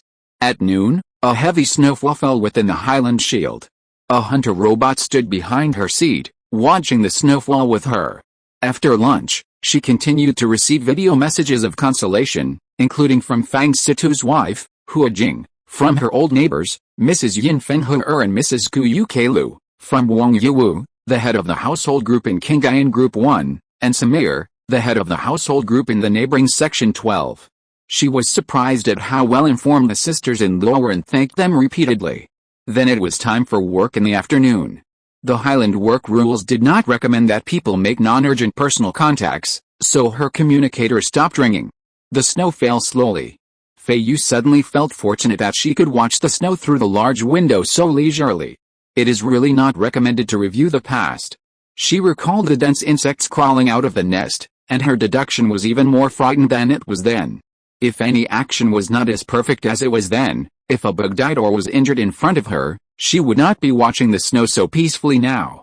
Feiyu felt that everything she was asked to watch now was very friendly and peaceful. Perhaps it was because she had a close call with death. 2 days later, the site of the Beeman observation station was cleaned up, and Xiangji led the team to the field. The newly appointed deputy director Yan felt that she had a heavy sense of responsibility, so she asked the hunter robot to take her place in guarding the access control. She rushed to Tongkeo Fortress early to sit down. In case of any emergency, she, the deputy director of the security department, could immediately provide support from the rear. Shuang Tenin was also in Tongkeo, supervising the work of the mechanical management department's Tongkeo station. Not long after, he appeared at the door of the tea room in the control area. At this moment, before dusk when the field teams gathered to return to the cover, there were only a few robot administrators or security officers from various departments. He glanced at the corner and found her at a glance. Feiyu looked up from the work schedule. Come here to rest. No. Shuang Tenin shook his head and said softly, come with me. He and a few other people smiled and greeted them, and led Feiyu to the corridor. Feiyu, Commander Xiao Wenfei and Commander Fang Li are on duty now. Let's go over and thank them. Oh, Feiyu followed, glanced at them, and said in a low voice, you brought candy too. She thought, grown men shouldn't eat candy. Shuang Tenin smiled, let's go, there are some at home. Feiyu felt that she was not as flexible as Shuang Tenin in these matters, so she let him take them.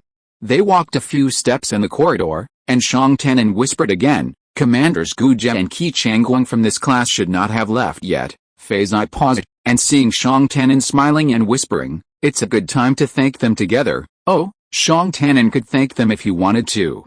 He said that many people had worried about her that day, and she was safe, so he would accompany her to thank them. As soon as the moon market opened, he bought a ton of specialty candies from various planets, filling his candy jars at home. He tied several bags with a handkerchief Feiyu had woven for souvenirs and immediately sent them to the hospital, giving one each to Chen Yuanzhao, Qiu Mian, and Fang Situ. The control center's office opened, and Feiyu followed Shuang Tenin inside. Deputy Director Shuang, Deputy Director Yan, Gujie greeted, emphasizing Feiyu's new title and smiling broadly. Welcome. The other 3 shift changers looked over. Hello, officers. Shuang Tenin pulled a large, flowered cloth bag from his bag and handed it to Gujie. Here. Gujie laughed in surprise. These are candies I found at the moon market. Feiyu said they didn't have enough flavor. We couldn't finish them at home, so I'm putting them here so the officers can try them when they have a break from their shifts, Shuang Tenin said with a smile. Here, we have food. Gujie laughed and pushed it back. That's right, Deputy Director Shuang, why do you give candy right away? Xiao Wenfei was also amused. It's not appropriate for us to eat candy. It's appropriate, I'll eat it too. Shuang Tenin was a little embarrassed. I really don't know what to pick in your city, and there's nothing else to give to others at home. He straightened his face, bowed slightly to everyone, and said sincerely, candy is nothing. Feiyu and I came here mainly to thank you all, Commander Xiao, Commander Fang, Commander Qi, Commander Gu. Feiyu encountered an emergency that day. Thank you for guiding her, clearing the danger for her, and arranging the response for her. Only then did she stay safe. Thank you all, thank you. Feiyu also bowed. Why should I thank you for this? Xiao Wenfei waved his hand and said, this is what we should do. It was Deputy Director Yan's calmness and courage that day that resolved the crisis. At that time, I thought I was abandoned, Feiyu said.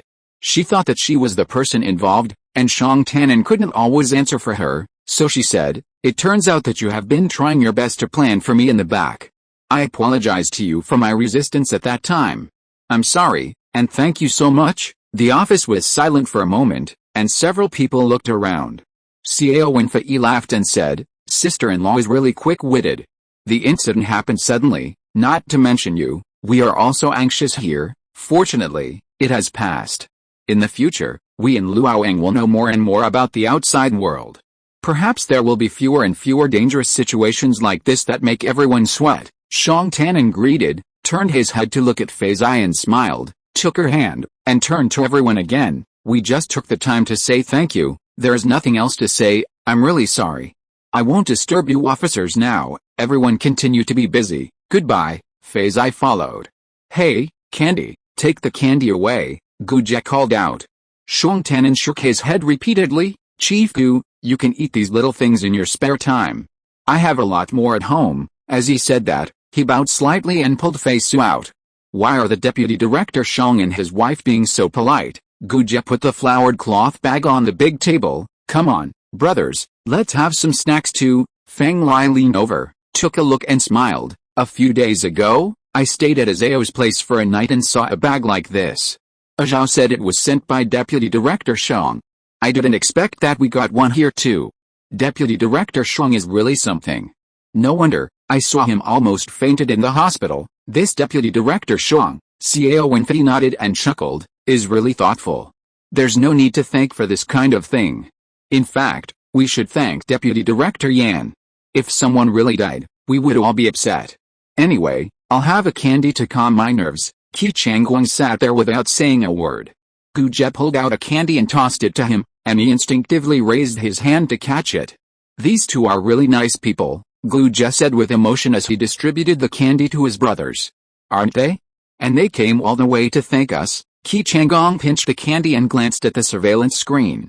A couple, Shangjia, walked hand in hand in the corridor, one smiling gently, the other glancing silently, a harmonious pair. Shangjia's sister-in-law is straightforward, Xiao Wenfei said, chewing the candy. Qi Changgong uttered a no and followed everyone else in taking a candy. Chapter 263 Visitors to the Bathroom. After this incident, Shang Tanan still treated Feiyu as a patient for a long time. He automatically accepted the regular home visit reports from the section chief who annoyed Feiyu. One day, Feiyu was driving home from get-off work when she happened to encounter a light snowfall in the evening section of Qinghai Community. The flying snow fell like dust. The snow in the protective cover has been falling smaller and smaller recently. She pondered as she drove over the wasteland west of her home. On the gray-black ground, only small pieces of snow accumulated, like a mottled floral carpet. Occasionally, in the black and white, you can see the slight green of the small wild grass that has sprung up. Feiyu saw at a glance that the person walking from west to east in the snow along the main road in front of Section 13 was Shang Tanan. She drove over, turned a corner at the east entrance of the section, and showed her face.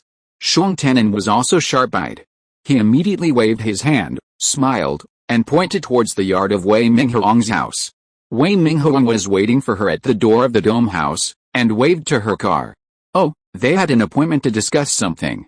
Feiyu quickly drove the car towards her home at the west exit.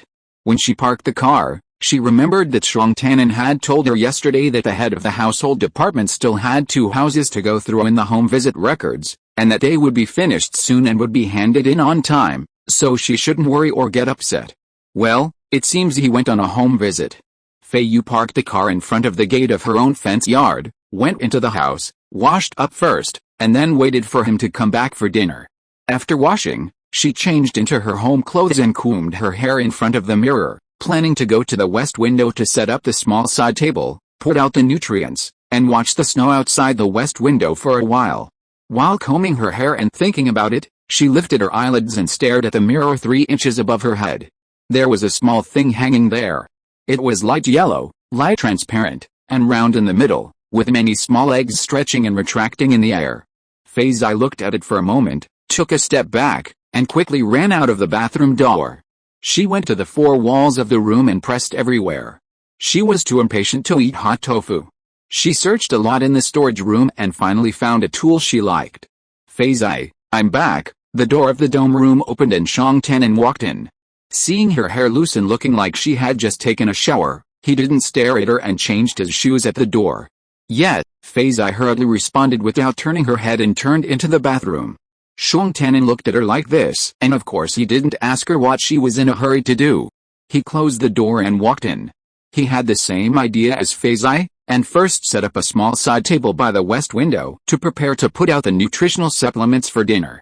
Feiyu ran into the bathroom, holding a small trap she brought back from work in her hand.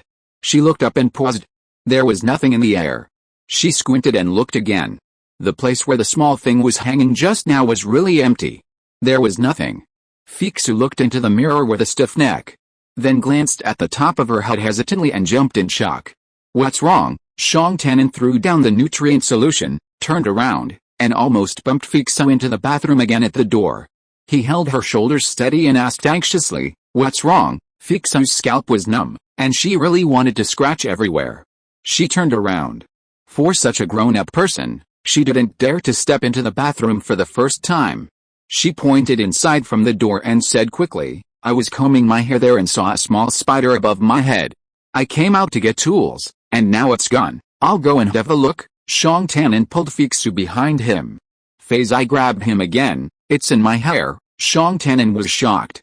He was taller than Feiyu, and his eyes scanned over her head. "I didn't see it." Feiyu's neck was stiff, and she didn't dare to move, not even daring to turn her eyes up. "It's very small. Look at my hair. Come here, sit down and I'll show you." Feiyu held her head and followed Shang Tannen with a stiff body. She glanced at the place where they stopped and said, "No, it will fall on the bed." Shang Tannen hurriedly pulled her to the west window, wanting her to sit on the bench by the west window, as it was brighter by the window. "No, it will crawl into the room." Feiyu was so stiff and anxious that she didn't dare to move the back of her neck at all, as if she was tied with a rod, for fear that if she moved a little, the little spider would be shaken out of her hair, and then crawl along the back of her head and neck, all the way into the back of her clothes. Here, she held her head straight and took the initiative to lead Shang Tannen to the door of the house, then stepped out of the door, held the door frame straight, and groped to sit on the threshold. She thought that if the little spider wanted to run away, let it run to the wilderness outside the door, not stay at home. In this way, Shang Tannen was behind her and it was not easy to support him. "It's cold at the door," he pulled her. "If the spider wants to escape, there is a 50% chance that it will escape from here," Feiyu explained. Since she was sitting down, Shang Tannen didn't bother to comment on her idea, and immediately lowered his head to observe carefully. No mistake, one song, one post, one content, one book, one forum, 1619, take a look. Look again. Feiyu was anxious. Spider silk is very strong. It is impossible for it to break and fall down by itself. It must have crawled into my hair along the spider silk when I turned around. It was so high above my head at that time. Shang Tannen saw Feiyu's gesture and it was so close, only half a finger's length. He hurried to look again. He stretched out his hand a little hesitantly. Turn it over, Feiyu said anxiously. In an emergency, Shang Tannen quickly picked up a strand of Feiyu's hair. Feiyu felt like her scalp was going to explode. She held her breath and waited for a while. Her scalp was prickly all over, even her face. "Have you found it?" "No." Shang Tannen was very careful at first, protecting her hair and searching carefully. Later, he became anxious and combed through all the hair on Feiyu's head. "No, how big is it?" "Your thumbnail," Feiyu recalled. "About 1/3. Shang Tannen raised his thumb slightly, took a look, and then rummaged through Feiyu's head again. "Really, not found it," he comforted her. "Don't worry, maybe it escaped somewhere else. I will apply for a robot from the community and ask them to come to our house for a thorough search. Where else could it be? It must have crawled into her clothes, or maybe it was frightened and lurked at the joint of the sleeve or the lapel." Feiyu shuddered instantly and was really fidgeting. "Tannen, I still have to go to the bathroom." She touched the door frame and brushed off the snowflakes that had drifted onto her knees. She still held her head stiffly and tried to stand up. Shang Tannen quickly lent her hand and helped her up. "The robot will be here soon. Wait until it has searched thoroughly before going in. Go sit by the window first." "No, I can't wait." Feiyu pushed Shang Tannen's hand away. Shang Tannen saw that she was unusually anxious, and it was difficult to ask her why she was in such a hurry to go to the bathroom, so he had to let her go. "Then you wait, I'll go to the bathroom first to check, and make sure there are no spiders before you go in. Be careful," Feiyu reminded immediately. If you're listening to this novel on a channel other than Fanfic World, it means they downloaded and uploaded it without effort. we cordially invite you to visit our channel, Mundo Fanfic Novelis. There you'll find the original version of this story and you can explore many other novels of various genres. We're waiting for you to immerse yourself in a world of incredible novels. Chapter 264 Spring is here. Shuang Tanan hurried inside and searched carefully. When he came out, he saw Feiyu waiting at the bathroom door, still stiff and looking straight ahead. What's it like? Nothing's in sight either. Feiyu shuddered and wanted to shiver. It was definitely on her. I'm going in. If I make any noise, don't come in. With her hair tangled, she looked at Shuang Tanan's chin and shouted, "Where's the trap? I had it in my hand. How could Shuang Tanan dare let her go in alone in the state? She might make some strange noises. Wait for the robot to come and search you in the bathroom again." He dragged Feiyu away, really anxious. "Did you see what the spider looked like? Describe it and I'll compare it to the insect identification chart posted by the science department. Round body, many legs. Insects in Shilin City, not that dangerous. It just makes me uncomfortable. Let me go." As they were struggling, there were 3 knocks on the door. "Dear Mr. Shuang Tanan, please open the door. Housekeeping number 1 from the Qingyang Community Service Center reports to you." Shuang Tanan breathed a sigh of relief. The robot is here. He opened the door and immediately explained when he saw the uncle, "I found a spider at home. I suspect it's in the bathroom or in the room. No, it's on me." Feiyu didn't dare to move her neck. She nodded her head and pointed at her body twice. She didn't care and pointed more clearly. "It might be in her clothes." Shuang Tanan looked at her with his mouth open. After a while, he reacted and pulled the robot. "Quick, help her check it out." The robot sounded the alarm and immediately called for more professional help. At the same time, he said seriously, "Ms. Yang Feiyu, I need to scan your whole body." This was a bit out of the system settings of the housekeeping robot, but just in case, the service robots in the 4 major communities of Shilin Highlands were specially licensed to have some security and medical derivative features. They still have some functions for scanning the human body, but they are not very sophisticated and require the consent of the person concerned. "Okay," Feiyu was unusually straightforward.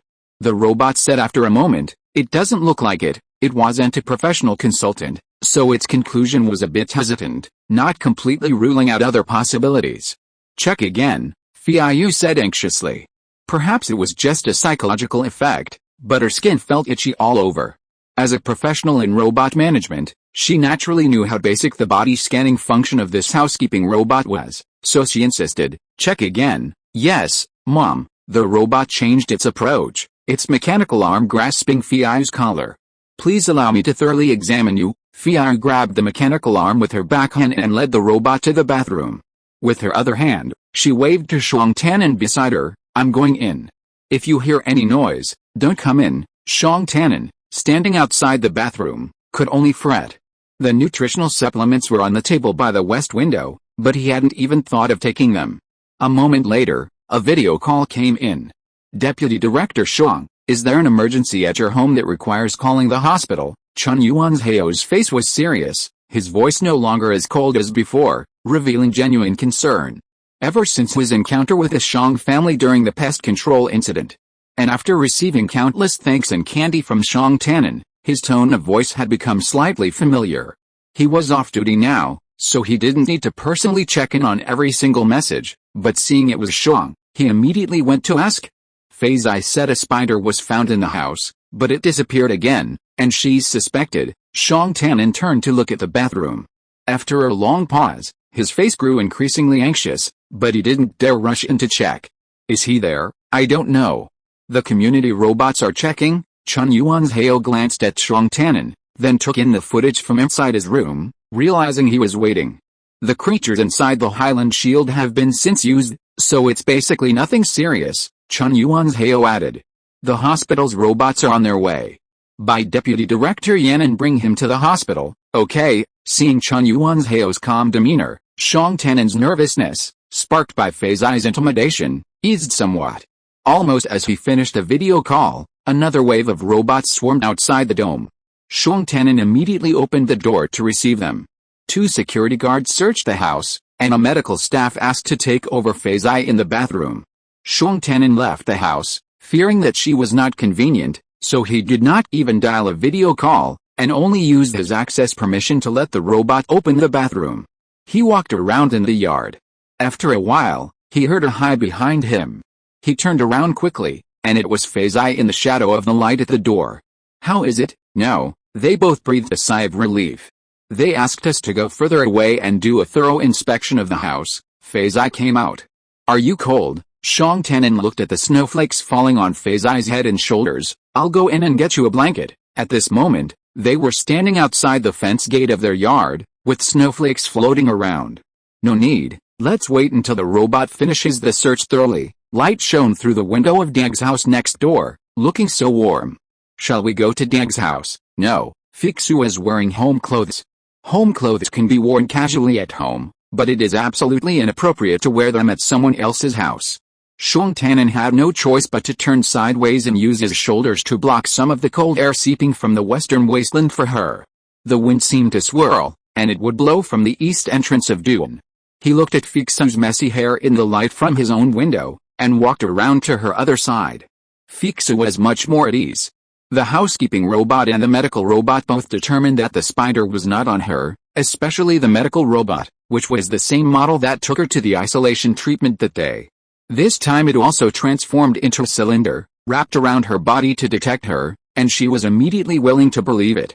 At this moment, she was standing steadily, her neck was soft, her hands and feet were flexible, and she looked at Xiang Tanin who was circling around her, and she comforted him. "Don't worry. I think it's a grass spider." She looked up at the sky. According to the calendar department's schedule, spring is coming. As if to respond to her, a snowflake fell on her eyelashes. She blinked and melted it away. Xiang Tanin chuckled and was about to open the insect identification table in the science department to find out what the grass spider looked like. From beginning to end, he had no idea what had come into the house. But he heard Feiyu ask, "Hey, have we written our own opinions on this month's home visit report?" "Yes." Feiyu felt a little regretful. A spider crawling into the house is a good topic for a report. It is not easy to write a report every month when you are out of ideas. "I'll add something," Xiang Tanin said with a smile. "Everyone should pay attention to this matter." "Yeah." Feiyu looked towards the wasteland in the west and said again, "Spring is here, and the insects and grass are about to grow out." The robots finished their work, and the little spider was nowhere to be seen. They didn't know where it ran off to. Maybe it returned to the wasteland. They deduced. Xiang Tanin was meticulous and called the public housekeeper to check Feiyu's own scan data on the spot to make sure it was destroyed. As for professional medical care, forget it. "Let's go." "Don't worry," Xiang Tanin said, closed the fence gate, and led Feiyu back into the house. Chapter 265, Thunderstorm on the Cliffs. Winter had passed in the Shilin Highlands. Feiyu was about to open the candy jar inside when she heard the bed hissing as it continued to transform. She glanced back, frowning, and happened to glance out the window. It was already dark. A car, half old orange, half new blue, stood outside the courtyard gate, but no one was there. She poured out 2 plates of candy and stepped out the door. Tanin, here," a voice replied from under the car. Halfway across the courtyard, Feiyu glanced up at the sky, then made a small arc to gaze westward at the wasteland, then paused. Brother Qi, who had been half hiding since morning, had completely vanished. Thick, dark clouds covered half the sky, especially to the west, over the cliffs of the Abyss Valley. The dark clouds rolled in, seemingly filling the gaps in the cliffs. As she watched, the dark clouds merged with the inky walls, making it impossible to distinguish the line between them. "Tanin, the rainstorm is coming," she called, quickly approaching the fence courtyard gate. Right away, a voice came from under the car. Feiyu glanced at the car, ignored him, and focused on looking to the west. A flash of lightning shot out like a dragon, and instantly reflected the general shape of the piled clouds. "It's thundering," she knocked on the car. With a bang, the sky exploded and swallowed her words. There seemed to be a woman scream in the middle. She turned around and saw Xiang Tanin crawling out from under the car and pulling off his work mask. The two had no time to talk and looked back. The couple from Dag's family next door stood at the entrance of the yard. Dag's sister-in-law waved her hand embarrassedly. It's me, I was scared. This rain will take a while to brew. The thunder is intermittent." Dag's voice fell, and there were 2 more bangs, and 2 thunders exploded one after another. "I think it'll start raining soon," Xiang Tanin said, smiling and waving to his neighbor. He turned and glanced at Feiyu. Are you scared? Go inside. No, Feiyu really wasn't afraid. It wasn't like she'd get into the protective shield. As they spoke, Dag and his wife strolled over. Xiong Tannen's house, number 1, was at the western end of the section, overlooking a vast expanse of wilderness, offering the best view for watching the rain. With the arrival of spring, grass and trees sprouted from the wilderness, suddenly blanketing it with a velvety green blanket overnight. The dark, steep cliffs loomed even more jagged against the horizon. The rains intensified, arriving every 3 or 2 days, and every 4 or 5 rains would be accompanied by a thunderstorm, roiling the sky. Watching the rain became a regular springtime activity. Often, they would gather at the western end of the section, in front of Feiyu's house. Tannen, are you going to use cyan as the base color this time? Dag looked at Feiyu's car during the break in thunder. What picture are you going to draw? Feiyu said to draw the roof of our Mamang industrial zone. I think the whole car looks a bit dark with this color, right? So I left half of it and thought of something else. It's not dark. Look at the family's house in the 12th section ahead. It's all black, and they painted a bunch of vermilion on it. They said it's a famous art gallery on their hometown planet. You have to lie on their car to see it, Dag's sister-in-law immediately retorted to her husband. Why are you talking about other people's families?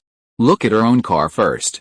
What did you paint it like? If you don't like it, change it next time, Dag said happily. When Duanshang's car is finished, we'll learn from it and make another version. I guarantee you'll be satisfied. Dag's sister-in-law then gave her a look and smiled.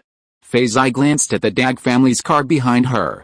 It had a picture of a square building dotted with square windows, claiming it was the building across from where Dag had lived on his home planet, where he had grown up. This idea had inspired Feiyu to ask Xiong Tannen to paint a fake rooftop scene of the 10th district of Mamang. A single color expanse was easy to paint. Now that she saw that Dag's wife wasn't happy with the building, she couldn't say she'd copy Dag's lazy ways. She figured Dag wouldn't be borrowing any of her good painting techniques.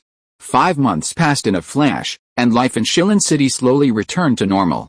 The insects had claimed 2 lives, but the science department had finally developed a countermeasure, and the mechanical management department had adjusted all robot strategies for dealing with the insects. The hospital was also said to have an antidote to the aura of death.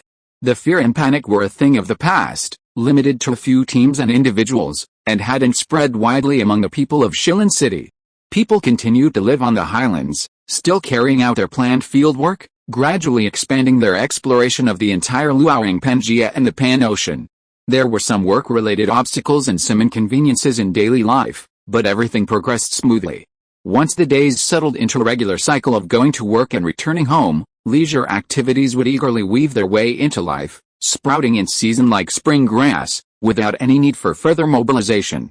Just then, one family experimented with customizing their car, and the others noticed.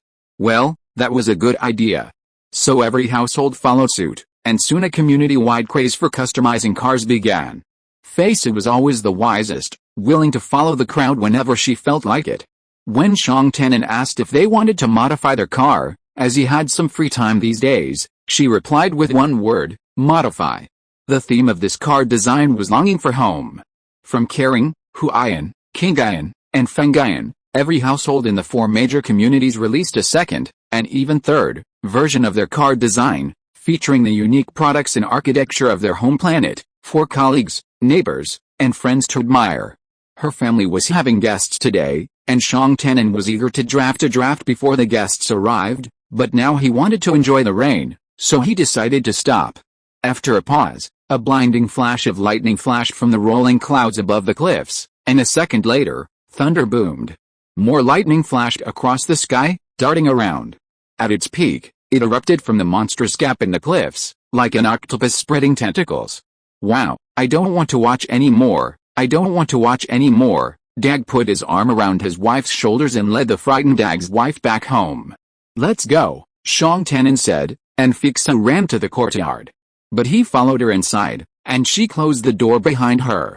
She scurried to the west window, sat on a bench against the west wall, and continued to watch with wide eyes.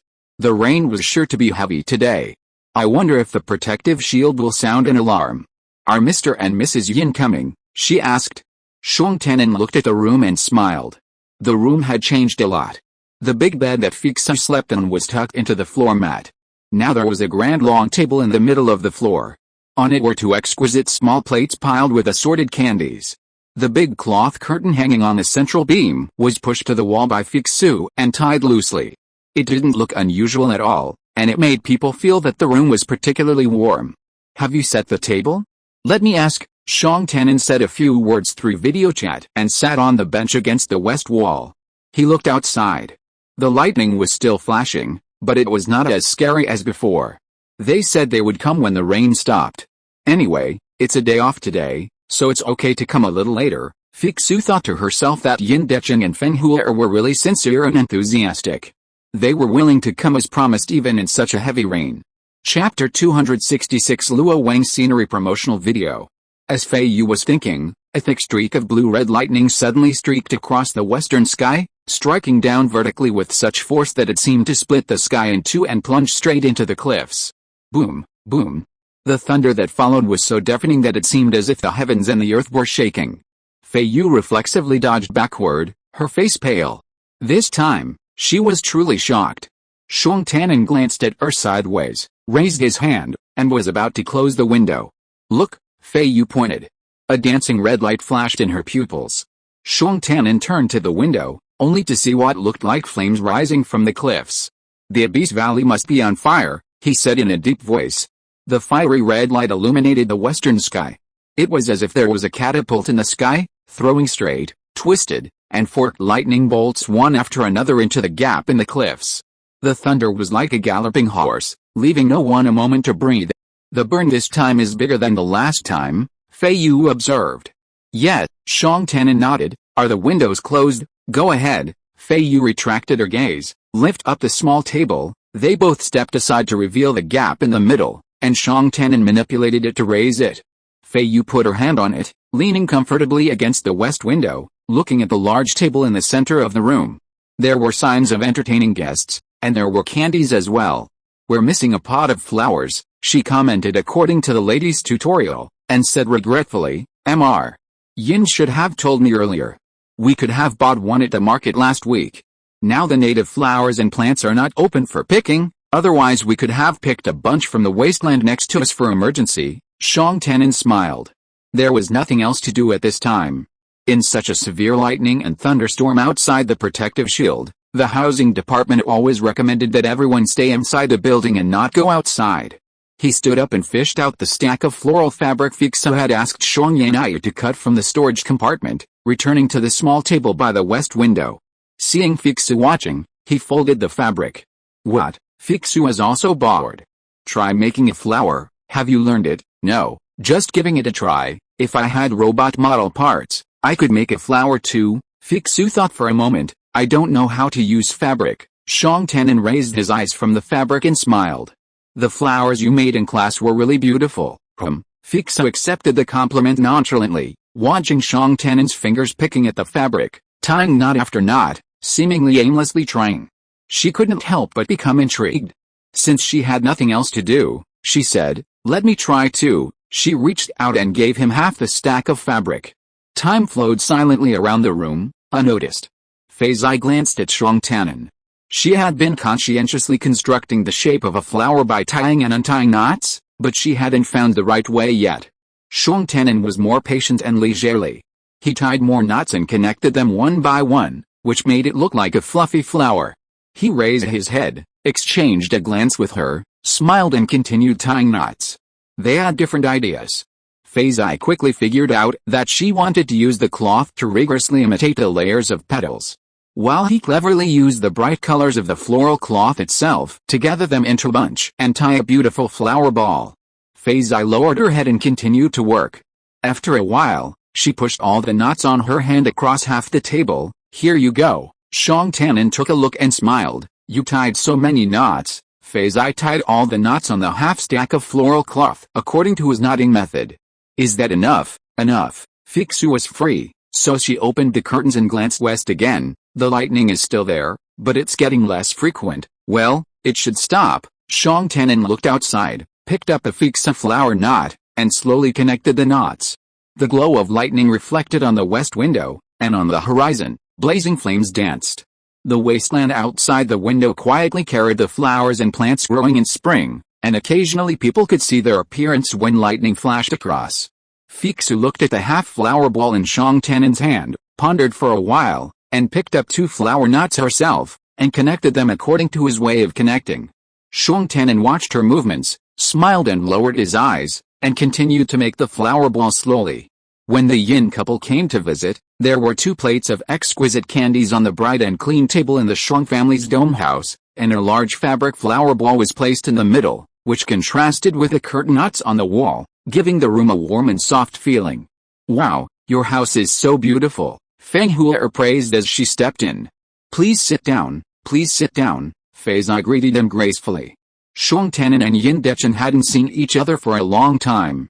A warm handshake wasn't enough, they patted each other on the back, a brotherly gesture that had become popular lately. Feiyu, impatient, ate a piece of candy and got down to business. "Brother Xiong, sister Xiong, did you know that Qiu is returning?" Yes, the Qiu, the ship that had brought him to Luoyang, was scheduled to return to the Alliance 6 months after landing. This was already stated in the construction schedule. After landing, everyone was busy adjusting to life on the surface, and the Qiu hadn't been mentioned for a while. But as the date approached, news of the Qiu had spread throughout the Xiling Highlands, and many people were asking if they could bring some Luoyang specialties back to their families back home. Our propaganda department has received a task, which was issued by the Capital Star Planet Administration from the beginning. Feiyu's eyes widened. "We need to shoot a promotional video about the scenery of Luoyang." "That's great," Xiong Tannen smiled. "Brother Xiong, sister Xiong, our propaganda department will soon be recruiting people to appear on the video. There's a subsidy for appearing on the video," Yin Dechen interrupted. Feiyu glared and pulled him, and he continued unwillingly, "Xiahua, let's talk about this first. We are often on field work. We are exhausted from work. Who is willing to take the time to accompany you to explore all the corners of the world?" "Don't talk," Feiyu said with a glare, turning to smile at Xiong Tannen and Feiyu. "Brother Xiong, sister Xiong, the promotional video is basically like this. We will choose some beautiful scenic spots and shoot some clips of our activities. Combined, it will show the natural scenery and people's lives in our Luoyang. When the Qiu returns, the promotional video will be broadcast. The people in the planet administration will be so happy to see it." Feiyu nodded. "Our deputy director Xiong has come up with an idea to present beautiful scenery and beautiful families together. Each beautiful family will appear on camera for about 2 or 3 seconds. Let's have a beautiful gathering. He asked me to come and inform you that Mrs. Xiong is talented and Brother Xiong has a good image. The propaganda department wants to recruit you as a family to appear on camera." Xiong Tannen and Feiyu were both stunned by this compliment and exchanged glances. "Don't listen to Dechen's nonsense. If we go outside the city to shoot, it will be counted as seconded working time. How can we let everyone work in vain for such a serious project of our propaganda department?" Feiyu smiled even more. "Deputy Director Xiong is still thinking about the plot of the promotional video. Brother Xiong, Mrs. Xiong, if you have any good ideas, please mention them to the working group. It also requires a plot," Feiyu said in surprise. "Of course not, this is a blockbuster," Feiyu chuckled. "I don't understand the details, but it has to reflect beauty anyway." Chapter 267 The Protagonist and the Protagonist's Request. The notice for guest appearances in the promotional video was formal, issued directly from the Roundhouse Command. The compensation was a work allowance, along with 3 years of free tickets to various cultural performances sponsored by the propaganda department. Feiyu glanced at the last sentence and hoped everyone would actively participate and cooperate. She didn't seem reluctant. Xiong Jishin was a man of action, with a resolute demeanor. Another weekend, the first work meeting was held with all the families involved. The Shimu family's red scarf stall had to close, though fortunately, business wasn't too high to begin with. The Fang family shop next door also closed. As the director of Luoyang Future Nursery School, their family was also included in the lineup, reflecting the prosperity and development of Luoyang's various industries. "We want to sing, we want to dance, and let Luoyang's mountains and rivers unfold like a scroll to the sound of our music." This was the plot of the promotional video, Feiyu mused. She and Xiong Tannen, along with the others, looked up to listen to Deputy Director Xiong's impassioned speech, each assigned a page of character descriptions. The heroine waits by the river, or somewhere else, Patiently. The hero emerges from the woods, or from the grass, which should be dense and long enough to obscure his figure. The heroine looks back, the camera moves very slowly, her eyes reflecting joy, her face should be healthy and rosy. The music begins. That's all. Xiong Tian'an and Fei Zai huddled together to read through the brief, but before they could figure out anything, they were already hearing a flurry of questions. Coach Xiong, what do you want me to do? Coach Xiong, I don't understand. Xiong Jisheng stood on the podium and waved his hand with the force of a robotic arm. Don't worry, we're going out for some experience. Get in the car, get in the car. Feng Huer was busy directing the flow. Everyone, follow me. Feng Sito was suffocating in the hospital. The propaganda department had roped him into an event, and Chen Yuanxiao hadn't scheduled him for weekends, which had him excited. Seeing the crowd heading for the door, he immediately grabbed Xiong Tian'an and said, Dad Xiong, let's go take a look. Fei Zai and Hu Jing followed behind them. Xiong Tian'an turned around and smiled at the two women. Although everyone was bustling towards the door, they were all quite polite and didn't push or squeeze. So he didn't insist on walking with Fei Zai. Feiyu secretly glared at Fang Situ, thinking that Hu Jing was too good. She didn't even say a word about him and always left her wife behind. So many people in the meeting formed a convoy and drove to Tongqiao in a mighty manner. A team of black-clad guards had long been standing solemnly in the hall, led by Gu Jia. Coach Xiong, take a look at our brothers. Are they handsome, and how are their spirits? Gu Jia came forward with a laugh, turned around and ordered generously, Brothers, listen to Coach Xiong. Yes, the guards responded in unison. Thank you for your cooperation. Xiong Jisheng smiled brightly, and looking at the soldiers with noble bearings, he knew that he was very satisfied. Okay. Feng Huer, the project assistant, stepped forward immediately. Brothers, thank you for your hard work. Once you're aboard, please take your time and read the performance instructions. If you have any questions, feel free to ask. Feiyu, listening from the sidelines, took note. It seemed like a new term had become popular on the highlands. The guards were now called Big Brothers. Soon, she and Xiong Tian'an joined the others in the queue and were escorted through security. Everyone was happy, as if they were on a group outing. The Poseidon chariot took them to the Abyss Valley. In spring, the Abyss Valley was even more lushly green than the wilderness of the Shilin Highlands. The once icy river had completely melted, its waters rising and gurgling over the rolling rocks on both sides. Some rocks were barely visible, while others were completely submerged. The water cheerfully marked the submerged areas, swirling in eddies. The woods Feiyu had visited in early winter, the fallen leaves and dry earth transformed. New leaves blanketed every tree from its trunk to its highest peaks, and as spring advanced, layers of different shades of green began to form. The space beneath the trees was completely taken over by wild grasses and flowers sprouting from the soil. What beautiful weather! Feng Huer looked up at the sky with joy. High clouds swirl carelessly across the azure sky, their tiny ice crystals reflecting Qiyong's light and tinting the clouds pink. There's absolutely no thunder today. Wow, look at that. In the distance, amidst the dense forest, a vast circle of charred remains emerged. Some were reduced to short stumps, while others remained in pieces, twisting and reaching into the sky like demons. Below, the accumulated winter leaves and spring's new weeds had all turned to ash, likely merging with the rainwater and mud, leaving a thick, black pool in a shallow depression. The rest of the ground had solidified and dried up, leaving a dark, hardened surface. It must have been set on fire by the thunderstorm a few days ago. We're here, Xiong Jisheng pointed, pointing directly at the charred, withered forest. Everyone, wait outside. Our guards are conducting a search and rescue operation here. Watch and observe, and share any ideas you have. The group giggled and spread out in their designated areas, all looking up. In a moment, a silver-gray Poseidon chariot shot out from beneath the ribbon like clouds. Unrelated sentence fragment, no mistake. One poem, one post, one content, 1/6, one book, one forum, one look. Hush, hush, Feng Huer shouted in a low voice as she moved among the crowd. Don't make a sound, don't make a sound. The chariot circled twice above the scorched forest like an eagle, and landed on a patch of black soil in the forest where only 5 stumps of trees could be distinguished. The hatch opened, and fully armed guards jumped out from both sides. One of them brandished a hand blade and slashed straight into the depths of the scorched forest. Judging from his physique, it should be Gu Jia himself. Without saying a word, the guards split into 2 wings, moving forward in a cat-like and snake-like manner. Under the brilliant Qi, the aura was so terrifying that everyone dared not breathe. Stop, stop, Shang Jisheng rushed out of the crowd, frowning and waving his arms vigorously. Gu Jie suddenly stopped, pulled up his protective mask, and looked confused. Coach Shang, what instructions do you have? His team stopped in unison and listened to Shang Jisheng's words. Brother Gu, how about this? Can you create a cyclonic effect when the chariot lands? Sure, Gu Jie agreed immediately. However, since Shang Jisheng encouraged everyone to express their opinions, he was blunt. Coach Shang, a good chariot has a stable airflow. A strong wind during landing indicates a malfunction. Let's try it once again, Shang Jisheng said with a headache.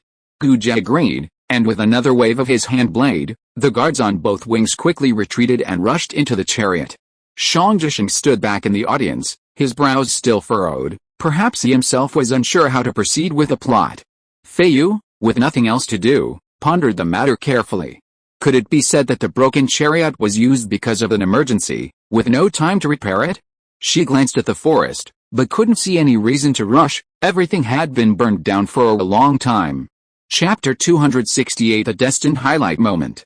In a moment, the silver-gray chariot of Poseidon reappeared under the sky. It headed straight for the scorched forest, circled twice, and zeroed in on the open space with 5 broken tree stumps. Nearly half a person's height above the ground, a strong wind suddenly blew around the chariot of Poseidon, and even the audience standing farther away felt it. The lapels of clothes were lifted, the hair was rolled up, countless air currents slid across the cheeks, and the body swayed a little.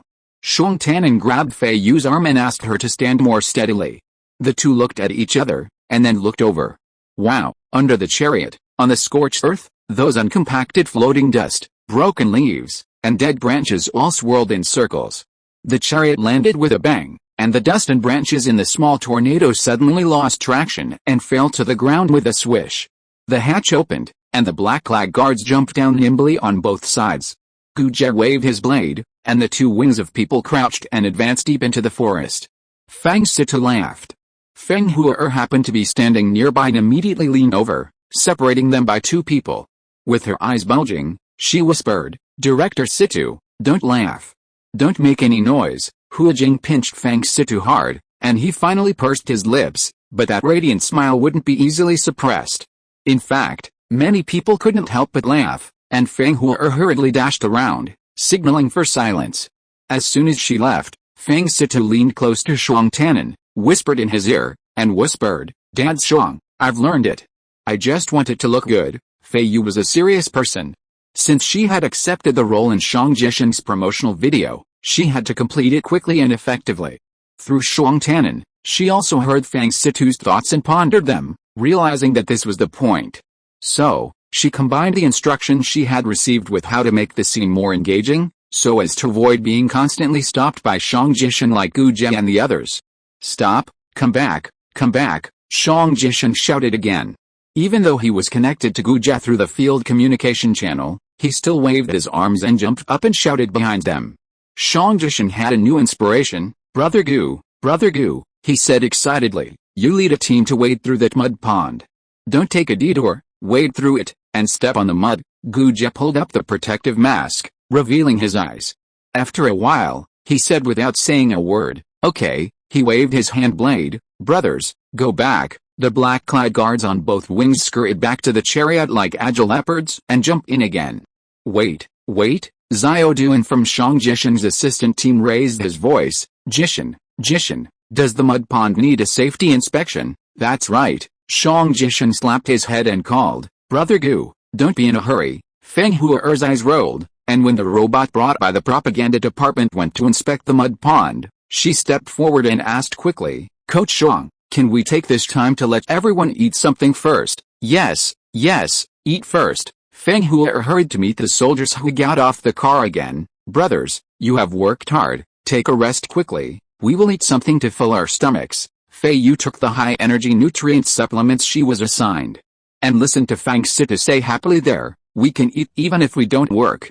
I guess at this rate, we don't have to work today, just watch and learn from the experience. Everyone gathered in several groups, took out convenient small stools from their marching backpacks, and asked to find a place to eat at the edge of the scorched forest. The sky was so blue, The forest nearby so lush and green. It was a rare sight for couples to go out together, and this outing was so exciting. For a moment, laughter and joy filled the air. "Shang brother, you're on camera too," Gu Jie sauntered over, chomping on his nutrient supplement. Everyone quickly made room for him. "Captain Gu, you and the other brothers were busy just now, and we didn't even dare to greet you," Shang Tannen quipped. "Hey, I was embarrassed to come over," Gu Jie rubbed his face, a hint of embarrassment evident in the usual straightforwardness. "I figured I'd come over and ask," he whispered. "Can we do it?" "Yes," Feng Situ reassured. "Every one of our guards is agile and heroic, their movements unstoppable like unsheathed swords." No one said no. Gu Jie sighed, and seeing Shang Jishan finish his nutrient supplement, he quickly stood up and walked over. "I'll ask Coach Shang for advice." Shang Jishan was completely swamped. While everyone else was seated, he didn't even have time to sit. Previous gatherings and events he had hosted or co-hosted were limited to Luo Wang's own people. This film, however, was different. It would accompany the Chuxiu back to the Alliance's capital planet, presenting their Luo Wang construction efforts to the Alliance public. Ever since he was chosen by Command and the Propaganda Department to undertake this important task, he had been brooding over it day and night, determined to create a spectacular and magnificent film that would be permanently preserved in the Alliance's planetary memorial in Luo Wang's Hall of Glory. Deputy Director Shang was working with all his might, but no one knew he considered this task the pinnacle of his artistic career. This only exacerbated his annoyance. So many elites, all acting like they were having a picnic. Could they please be more serious and offer some advice? He stood in the center of the crowd, his neck stretched out, giving instructions while he ate. Seeing Gu Jie, he hurried forward. Suddenly, his inspiration was overflowing, but he was still stuck on the scene of the guards rescuing the lightning-struck Lin. He had other ideas. "Brother Gu, I have something to tell you later," he pulled Gu Jie, thinking that Gu Jie was going to wander off somewhere. He grabbed him first, then quickly scanned the crowd. He didn't even bother to respond to everyone's greetings, just waved his hands randomly, really afraid that the sudden inspiration would run away. Who has a play by the river?" 7 or 8 hands were raised at the same time. Feiyu glanced at them and pushed Shang Tannen down. "It's me. You are in the forest." "Oh." Shang Tannen had originally raised his hands on behalf of his family, and now he smiled and obediently put down his hands. There were still 6 or 7 hands. Shang Jishan felt that his thoughts were getting confused, and the most important thing was that the inspiration could not run away. He hurriedly said, "Remember, some people have to take off their shoes and go barefoot. Their feet need to be nice. If anyone has a good and safe water source, please report it to Xiao Duan later." After he finished speaking, he heaved a sigh of relief and grabbed Gu Jie. "Come on, Brother Gu, we'll talk to you about wading through the mud." A group of people were left looking at each other. After a while, someone burst into laughter and everyone started laughing. Shang Jishan looked back in confusion and ignored the group of idle people. He pulled Gu Jie to the group of guards. "Talk about water sources, talk about water sources," someone suggested. "Recommend all the good water sources we have seen. We have to go barefoot." The laughter in the crowd could not be suppressed. Feiyu frowned. What kind of plot was this? Could it be that she was asked to wash her feet by the river and wait for Shang Tannen? Chapter 269, What's Bothering You? That evening, Gu Jie returned to the Mulala barracks and dove headfirst into his suite. He cried out in pain, irritated that it was a holiday. At this hour, the accommodations were deserted, and no one encountered him. Could everyone have gone to the market to join in the fun? He hurried to the public bathhouse and snored a while. Coming out, he wanted to lie straight back down on his bed, but then he realized why so many people were going to the market. The goods being sold were all the same, and the logistics department hadn't yet released supplies, so the families weren't going to bring out anything truly unique. After a few visits, everyone said they were tired of it. Thinking this way, he, freshly showered and full of energy, went to each of his brother's door screens and called out, "Ali, are you there?" "No." "Asiao, are you there?" "No either." "Aki, are you there?" "Hi, I am." Qi Changgong held on to the doorframe, a sullen face on his face. "Are you back?" I'm back. Gu Jie's eyes lit up, and he complained, "I'm exhausted. I was wondering why you couldn't get away with it. It turns out this job is tough. You're also cunning. You've screwed me over so badly. I've lost a rare day off just like that." Jia and Qi Changgong both came from the Alliance Capital Star Region's patrol fleet. They were both selected for the Nova project and successfully passed the selection process, officially transferring to the Luoyang Planet Guard. In terms of affection and kinship, his relationship with Qi Changgong was undoubtedly very close. At this moment, he rushed straight to Qi Changgong's dormitory, and continued to call out, "Quick, give me a chair to sit on, I can't hold on any longer." Qi Changgong curled his lips and pushed a chair out from the wall for him. "Do you want to adjust it to a reclining position?" "Okay," Jia said nonchalantly, sat on it first, and waved his hand and said, "Adjust it to a semi-reclining position, I can't sleep for a while, and it will be dinner time soon." Qi Changgong chuckled twice, and seeing Jia squeezed his back and tried to find a comfortable way to lie down, he simply fell onto his bed, adjusted the pillow higher, and he and Jia each sat on a wall, facing each other, and started chatting. "Are you excited?" he asked lazily. With his hands behind his head, he stared at the ceiling. "It's not excitement, it's hard work," Jia said with a chuckle, and there was no time to talk about it. "Aki, Coach Shang is indeed talented, but he has too many requirements. Working for him is really like killing half your life. You don't know, how many times did I go back and forth to the place struck by lightning in the 4th section of the west section of the Abyss Valley today? 7 times, a total of 7 times. In the end, he shouted to stop after I stepped out of the muddy pond inside. It's a hard job, really a hard job. It made me dare not stay longer with the brothers I picked when I came back. I told them that this was a good job, much better than training in the fort, but I didn't know that going out is also training.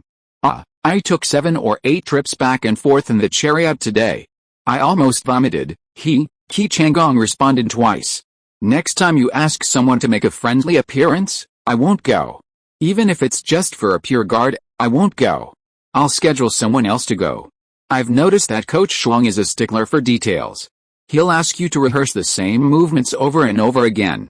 By the end, your eyes and feet will be sore." He spoke in one breath and glanced at Qi Changgong. "What's the matter? Aki, you don't seem excited today." "That's it," Qi Changgong said casually. No, that's not it." Jia rolled his eyes. "Is it because the Truxi Uheo is leaving, and it makes you miss home?" Qi Changgong rolled his eyes at him. "Don't deny it, I want it too," Jia chuckled, propping up half an elbow and glancing at Qi Changgong's face. After a moment, his grip loosened and he leaned back, staring at the ceiling like Qi Changgong, with a long sigh. "In our line of work, there's no need to talk about it. The whole world is our home." He recovered quickly, and soon he was joking. "So, just follow my example. Take a little slack when you have some free time. Have some fun, you're having fun, so what's so hard about that?" Qi Changgong glanced sideways. Jia laughed heartily. "It's both hard and fun, really. It's quite fun. When the big movie comes out, I'm going to show my parents how good their son is. Tell them that the mud pond was so full that they almost had to use robots to fill it up." Acao and Ali went shopping. "They said they'd ask you how the photos turned out when they get back." Qi Changgong rolled his eyes out the window. The glittering floating screen of the Mulala market had disappeared. "It's closing time," he said. "Then I'll have to give them a proper lesson." Jia leaped to his feet, considerately extending his palm to wave. "Don't get up. Just lie down." He played a playful trick, and as he was about to leave Qi Changgong's dormitory, he turned back and smiled. "Aki, don't worry too much. The Chuxiu can leave, and it can come back again. Go ahead." Qi Changgong stretched his legs and kicked the air. After the dormitory door closed, he still folded his hands behind his head, staring at the ceiling. After a while, he simply closed his eyes in annoyance. "Alice, the weekend is coming again." Since joining Shang Jisheng's blockbuster project, Feiyu and Shang Tannen have been receiving notifications from the project team every now and then. Sometimes it's a virtual meeting on the screen, sometimes it's a request for costumes and props, sometimes it's a plot addition or deletion. Regardless of whether it's related to their storyboards, anything related to the blockbuster is diligently informed to everyone. During this time, any gap in Feiyu's normal schedule has been almost completely occupied by the blockbuster. Although guarding the gate isn't too tiring, one can't always have something unresolved that keeps people restless, right? Luckily, this time, the notice told her to be fully prepared. She and Shang Tannen were waiting by the river for a test shoot. No mistakes, just look at the book. This time, it was much closer. There was no need to go through the bridge to exit the barrier.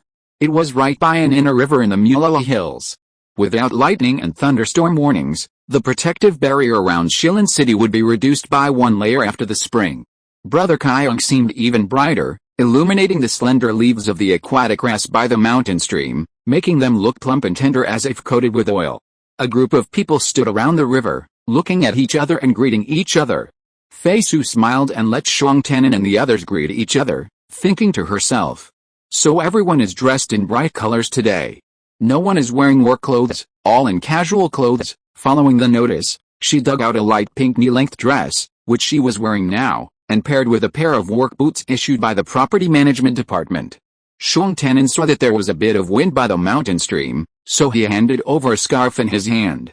No, Feiyu shook her head. I've never worn it, Shuang Tianan explained. I know you haven't worn it before. How could Feiyu not know about this blue patterned scarf? After she received the notice yesterday, she and Shuang Tianan rummaged through boxes and drawers for most of the night, and when she looked up, she saw the big curtain, took it off, and asked the community service robot to cut a line of edges for the freshly made scarf. Chapter 270 Talking about Drama. The notice sent to Shuang Tianan by Shang Jishan's blockbuster project team said that it would be best for men to prepare a scarf as a backup. What the scarf was for, Feiyu and Shuang Tianan couldn't guess. But everyone was obviously very cooperative with Shang Jishan. At this moment, Feiyu looked at the men present. Except for the standing members of Shang Jishan's project team, such as Xiao Duan, everyone else had a scarf in their hands. Some found it troublesome to hold it, so they just hung it around their necks, with the tassels swaying slightly in the wind. Shuang Tianan's scarf was for emergency use. Last night, Feiyu saw that his notice did not specify the style, so she kindly suggested that he choose the most regular scarf style among the service robot's inherent scarves, which would be safer. So the community service robot folded the cut strips of curtain cloth in half, sewed the edges, and quickly pressed them into shape. Now they were folded and held in Shuang Tianan's palm. Feiyu watched Shang Jishan pace in front of the group of people, scanning everyone's clothes one by one. No, it's not cold, she replied softly. Don't mix up clothes and accessories at this time, it will waste time. The scarf is for Shuang Tianan. Shang Jishan walked up to the two of them and smiled. Deputy Director Shuang, Sister Shuang, hello, Coach Shuang. Shuang Tianan also smiled. Shang Jishan looked up and down at the two of them, and then looked at the corresponding role descriptions that popped up on his projection screen next to them, and said to Xiao Duan who was following, Sister Shuang will take off her shoes in a while. Feiyu was surprised and immediately widened her eyes slightly. Shang Jishan had just passed by 3 or 4 couples. Some asked them to wade through the mountain stream, some asked them to happily scoop up water droplets, and some asked them to look at their reflections in the water. How come the role of taking off shoes mentioned last time fell on her family? Sister Shuang, it will be your turn in a while, just sit there. Shang Jishan turned around, stretched out his finger to look at it, and after a glance, he pointed his finger over. Feiyu followed her gaze and saw a pebble beach at the bend of the mountain stream. You are rubbing your feet and it seems to be in pain. Why should I be in pain? Feiyu pressed in a flat voice. Are you tired from walking? Shang Jishan glanced at Xiao Duan and discussed. It would be better if you accidentally sprained your ankle. It's sprained, right? Take off your shoes and check, so that the logic chain will be smoother, Xiao Duan said. Shang Jishan turned his head and continued to Feiyu. You were anxiously waiting for your husband, and then you looked out several times. Where did he go? Feiyu asked for Shuang Tianan. Shuang Tianan was amused and pursed his lips slightly, listening to Shang Jishan. Shang Jishan pressed his hands, pretending to listen to me in detail. He turned around again, pointed left and right, and finally pointed to the densest bushes on the river bank. Deputy Director Shuang, go over there. Come out from there. By the way, did you bring your scarf? Yes. Shuang Tianan spread out his palms. Shang Jishan glanced down, then looked up and scanned Shuang Tianan several times in a row.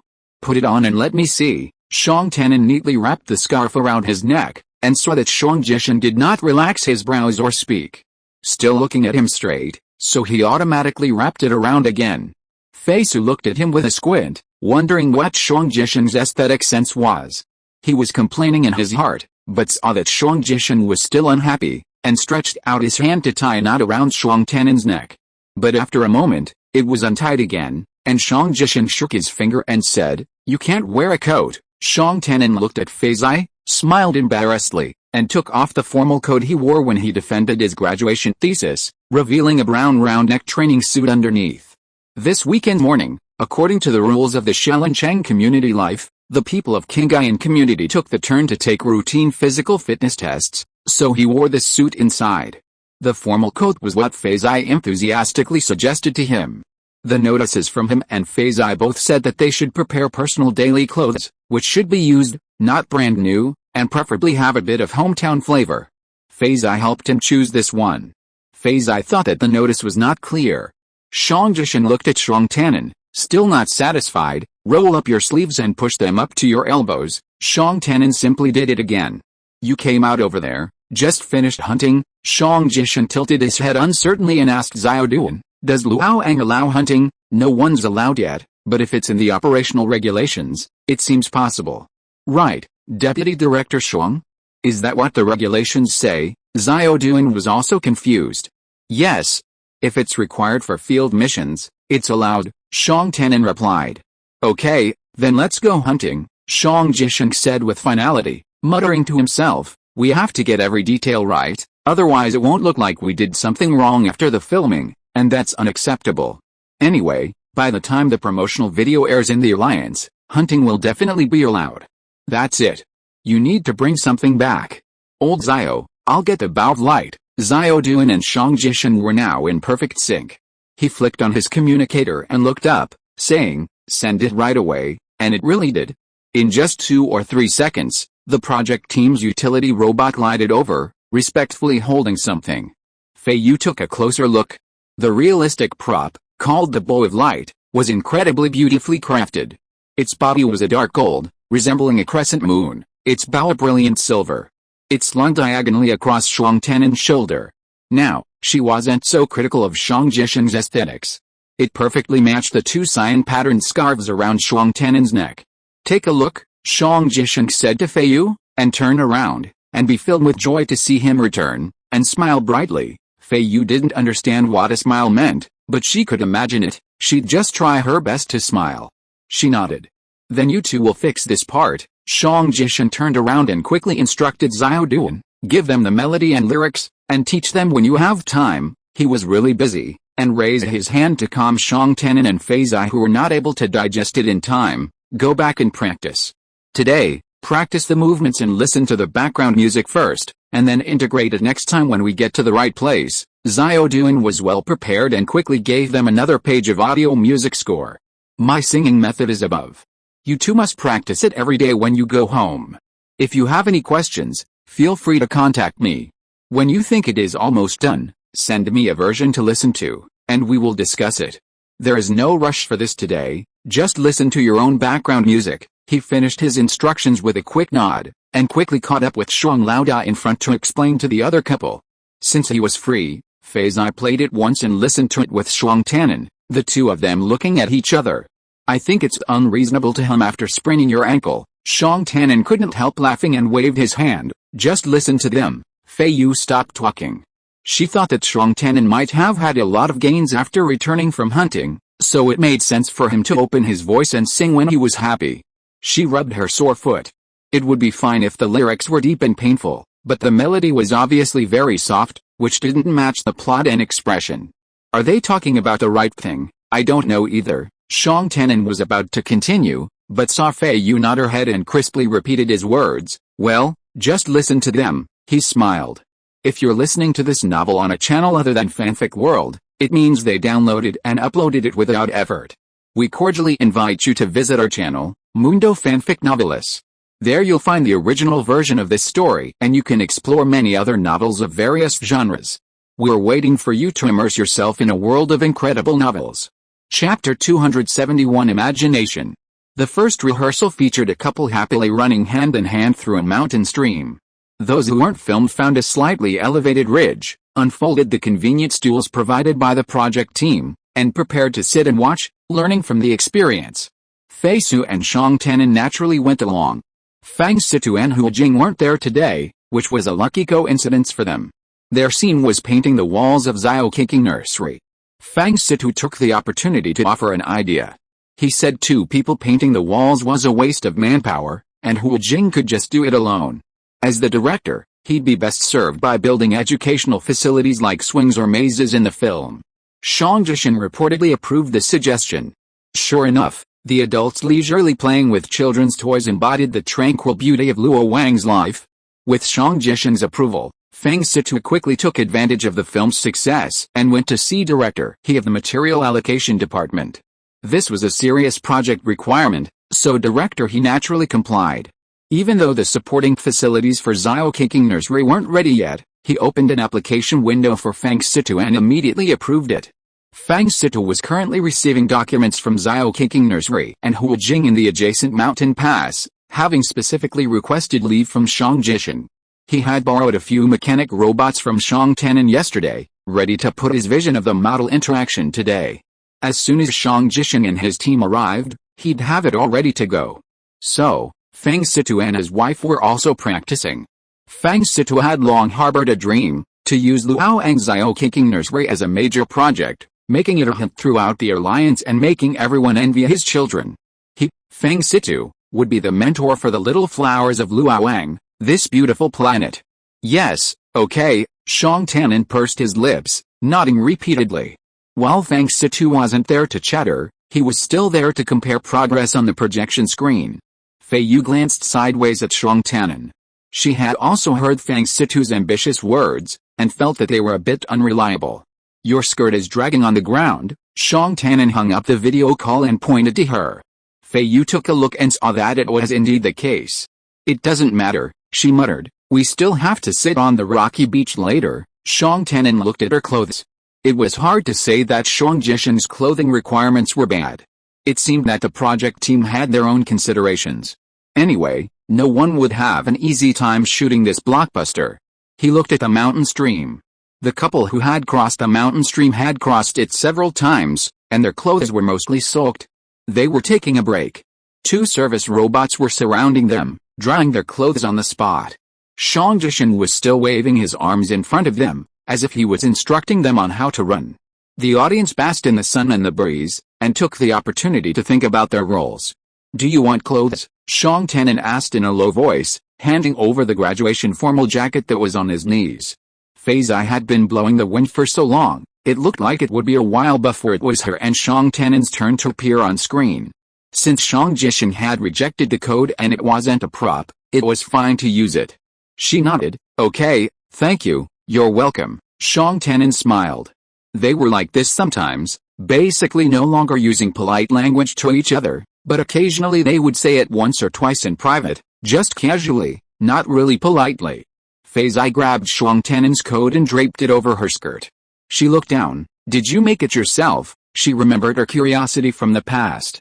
Shang Tannen was alone, and his grandmother was old, so how did he buy all the clothes and sundries for his daily life? I bought it. Oh, Shang Jishan's voice rang out loudly by the mountain stream. Do it again. The 2 stopped chatting and looked up. The service robots beside the couple retreated swiftly, and they both returned to the starting position on the shore, held hands, and prepared to wade through the water.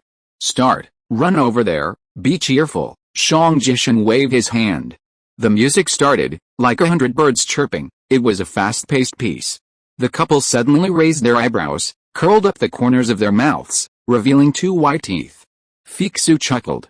Shang Tannen turned his head to look at her and laughed too. The scene that had already been seen 7 or 8 times was reenacted. The water splashed everywhere, reflecting the silver light of the mountain stream. The couple raised their arms, as if each of them was pulling an invisible sail, running in the mountain stream. When they ran ashore, they turned around, and the music stopped abruptly. Shang Jishan was still frowning. Come back, come back. They had to put on their clothes again and ran back to Shang Jishan. Does it look like our Section A simulation experiment? Feiyu asked in a low voice. Yes, it looks very similar. We need to try it over and over again. Shang Tannen nodded. When Feiyu heard that Shang Tannen also agreed with her, she suddenly felt that she had found the key to shooting blockbuster films abroad. When we create a scene, the common and labor-saving method is to imagine first and then act. She shared her experience with Shang Tannen. In your imagination, let yourself and the task environment become one. If you simply focus on your own task, that will put yourself in opposition to the environment, and your movements will be awkward in the report you present. Shang Tanin seemed to understand what she said, and he didn't know that what Feiyu said was actually a trick in the scene simulation industry. He asked casually, how to imagine. Feiyu pointed to the mountain stream. I don't understand Shang Jisheng's promotional video, but suppose I want to make a simulated scene of wading across a river. My process is to get familiar with this water area, so familiar that the picture I construct in my mind can completely replicate every little detail of the real scene. In the process of practicing memory, I also have to put my own running appearance into it, so that from beginning to end, I am one with the environmental picture. Then, the real experiment begins. I step into the water and start to move, and everything will happen more naturally, because I have simulated it many times in my imagination. By the mountain stream, Shang Jisheng stretched out his arms with all his strength, swinging them up and down, as if imitating the flapping wings of a big bird. The couple, whose boots and clothes were wet, looked at Shang Jisheng seriously. Feiyu sighed, imagine your own movements in an imaginary scene. If it doesn't work, erase it. It saves costs, both human and environmental, than trying it every time in the real scene. Shang Tanin chuckled and humbly asked, if we go there later, how should I imagine it now? Feiyu pointed at herself and him. We are the actors in the scene. Yes, Shang Tanin nodded. Look at our area. Feiyu raised her hand, pointing to a large pebbled beach. Memorize the ripples there, the reflection of the sky in the waves, the rocks. Place me on the rocks, and then your image will follow you back to the pile of long grass beside the rocky beach. You carry your bow, and you imagine a place for you to emerge. You see me, you smile, and that's it. Think about it a few more times. Shang Tanin's thoughts followed her finger, and when she finished, he nodded, whether he understood it or not. No, I should smile. Feiyu remembered that smiling broadly was Shang Jisheng's request to her, and then she looked at the character description page, which said that she should be happy and have a rosy face. Yes, I smile. She stretched out her hand and shook Shang Tanin. Erase, rebuild the picture. Shang Tanin turned his face and smiled. Afraid that Feiyu would be embarrassed, he said modestly, it seems that simulation is not easy to learn. Yes, it is not easy to learn. I will try. She did not speak for a long time, staring straight at the cobblestone beach with a serious face. Shang Tanin didn't know what she was thinking in her mind, and did not dare to disturb her. He held his breath and thought about it again. The sky is like azure, and the wind blows the waves wrinkled. A person in a pink skirt is on the stone, and the silk grass is like a bowstring, looking at each other. I still think rubbing feet is unreasonable. He laughed and looked at her, and all the memory elements she had pointed out were scattered. Just then, the music started up again, and the couple crossing the stream began running again. This time, imitating Shang Jisheng, they stretched their arms out and widened them, plunging into the stream with a whooshing thud, sending water flying into their faces. They blinked and continued on, their enthusiasm seemingly too great to embrace the joyfully bouncing water droplets. Everyone burst into laughter at their increasingly exaggerated gestures. Amidst the cacophony of bird-like music and the infectious collective laughter that filled the valley, Shang Tanin's mental image of his and Fei's chance encounter by the water was joined by a resounding, cold voice that lingered. Rubbing feet is unreasonable. That single sentence overshadowed his entire mental image, forcing him to dwell on it, unable to practice with his imagination. Chapter 272 Rehearsal. Finally, it was Shang Tanin and Fei's turn. It was so hard. Xiao Duan led Fei to the designated cobblestone beach. Deputy Director Yan, please sit down. Fei looked at the stones under her feet. Each one was round and of different sizes. Very short grass came out from the cracks in the stones, and there were no small insects. There were small stools on both sides of the river, full of people. Robots were scattered everywhere to serve, and some were distributing snacks to fill everyone's stomachs and refresh them. Shang Jisheng led Shang Tanin into some deep grass, and he was gone. Fei nodded, gathered her skirt, and sat down. Ouch, it hurts her. She didn't say a word, and pulled up the heel of her boot according to the script, and took off one of her boots, revealing a pair of socks of the same color. If you sprain your ankle, you should rub it, so you rub it. Deputy Director Yan, don't worry, wait for the music. Xiao Duan looked back, and saw that Boss Shang had not yet emerged from the bushes, so he took the opportunity to say quickly, when the music starts, Deputy Director Yan, just hum along with the melody in your heart. Let's seize every opportunity to practice more, and practice again when we get home. This way you will become familiar with it faster, and you will be able to hum it yourself next time you go back to the location. Where is the estimated location? Feiyu asked curiously. Not sure yet. Feiyu had sung backup for Xiaoduan before, so Xiaoduan treated Feiyu like an old friend. He spoke frankly and talked about the difficulties of the project team. Safety is the biggest evaluation factor. Whether it is appropriate for us to go outside wearing this now, we still have to wait for the evaluation from the higher-ups. We can't shoot with full body protection, right? We can't always shoot scenes and people separately and stick them together, right? Otherwise, the real beauty will be lost, and it will be a big leak. The command center asked experts from the Ministry of Health and the Ministry of Environmental Safety to give their opinions. At this stage, we are still under discussion. Let's practice ours first, and do both. When the time comes, we can quickly integrate it. Yeah, Feiyu understood. If they could wear masks in their regular clothes, that would be an ideal state for survival under exposure, and a comprehensive evaluation was needed. Old Xiao, are you alright? Shang Jishan called from behind a clump of tall weeds in the bushes near the cobblestone beach. Feiyu and Xiaoduan looked over and saw that Shang Jishan didn't go through the weeds, but instead circled around to the tangled bushes, painstakingly parting them and ducking out. Feiyu knew then that the lush weeds must have been reserved for Shuang Tanin to emerge. Alright, Xiaoduan called to Shang Jishan, glancing Feiyu up and down, slightly rotating the boots beside him. Okay, Deputy Commander Yan, wait for the music. With that, Xiaoduan stepped back and joined Shang Jishan. The music for Feiyu and Shang Tanin segment started out soft and lingering, rising gradually to a high and passionate pitch when the two men saw each other. It was the soft and lingering first half that Feiyu was complaining about.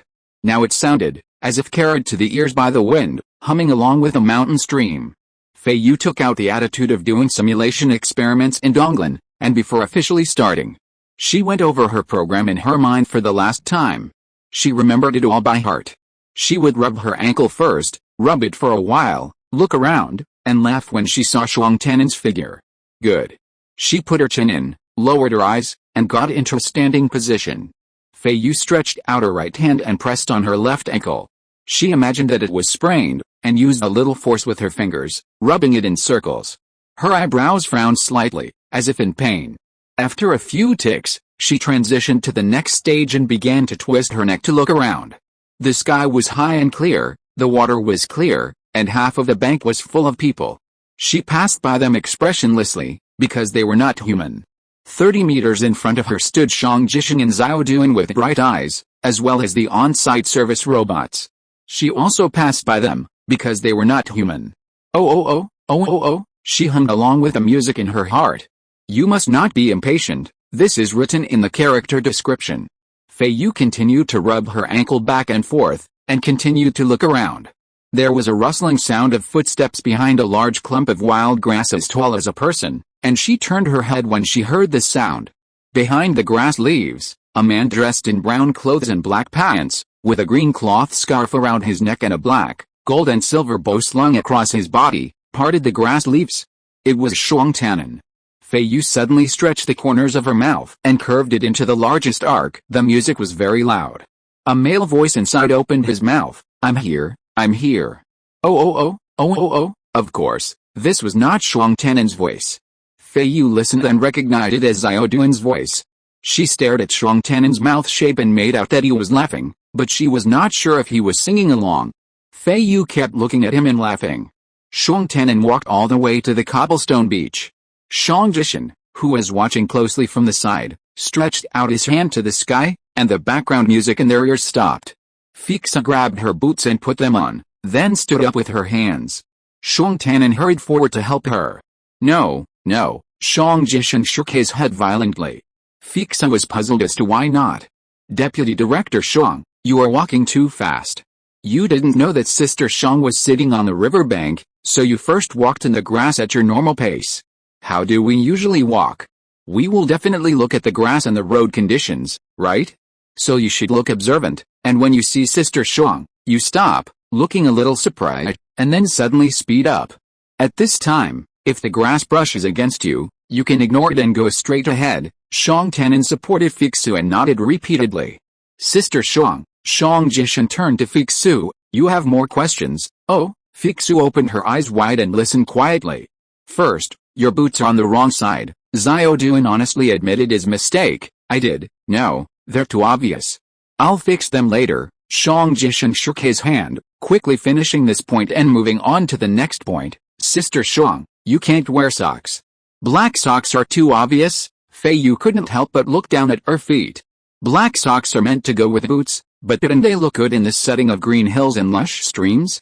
When she left, she hadn't expected to be the one taking off her boots today. It was her oversight. Then what color socks wouldn't stand out? She asked, looking up professionally. No mistakes in one poem, one post, one content, 1619, one book, one forum. All socks are not suitable. Shang Jishan frowned, stared at Feiyu, and said seriously, maybe it's best to go barefoot. Shang Tannen was stunned and blurted out, there are quite a lot of colors of protective socks. Let Feiyu practice today. Next time, we must remember to bring a few more pairs and let Shang guide you to choose a pair that best matches the environment. Okay, Shang Jishan thought for a moment and still shook his head. Barefoot is more in line with the plot we set. Do you need to take off your shoes and socks and rub your sprained foot? Feiyu thought about it and realized that it was a serious sprain, so this is really necessary. She nodded and simply agreed. Okay, I'll take off my socks too. Shang Tannen glanced at the ground. It was a dry beach.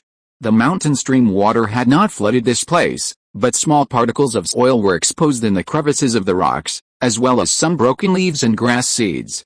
He continued, Coach Shang, although this area has been safety tested, letting Feiyu come into direct contact with the ground, I think it's best for her to wear socks. Xiao Duan quickly explained, our project team applied for this audition location and obtained the highest level site safety permit from the Ministry of Environmental Safety beforehand, ensuring that our bodies can freely come into contact with every plant and tree here.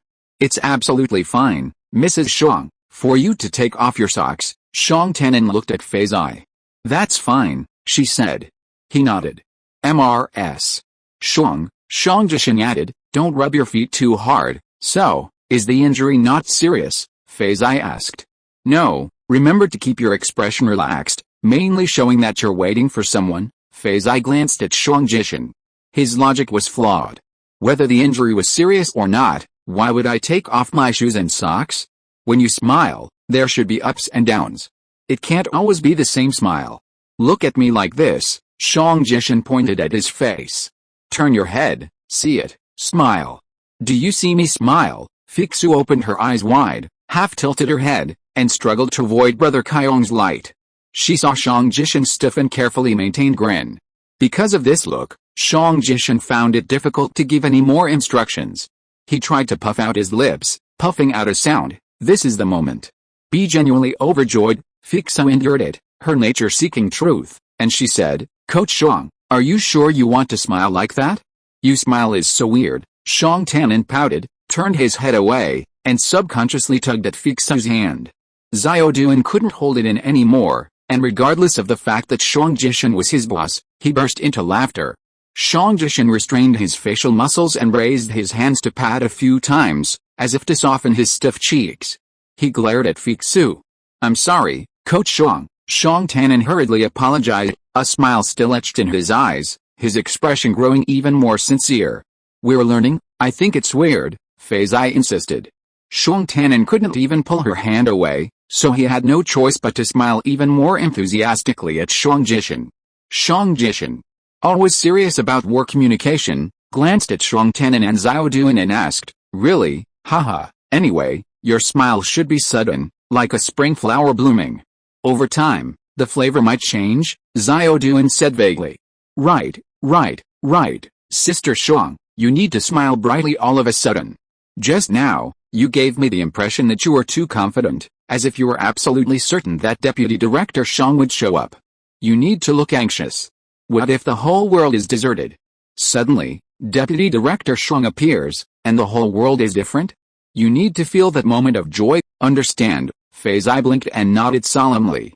He told her to adjust her micro-expressions. A senior had pointed out this weakness of hers when she was working on the set design at Donglan. Okay, she tuned. Chapter 273 Full of affection. There is Brother Kyong in the sky. There's lush grass on the ground. Shuang Tanan heard the music flowing slowly in his ears.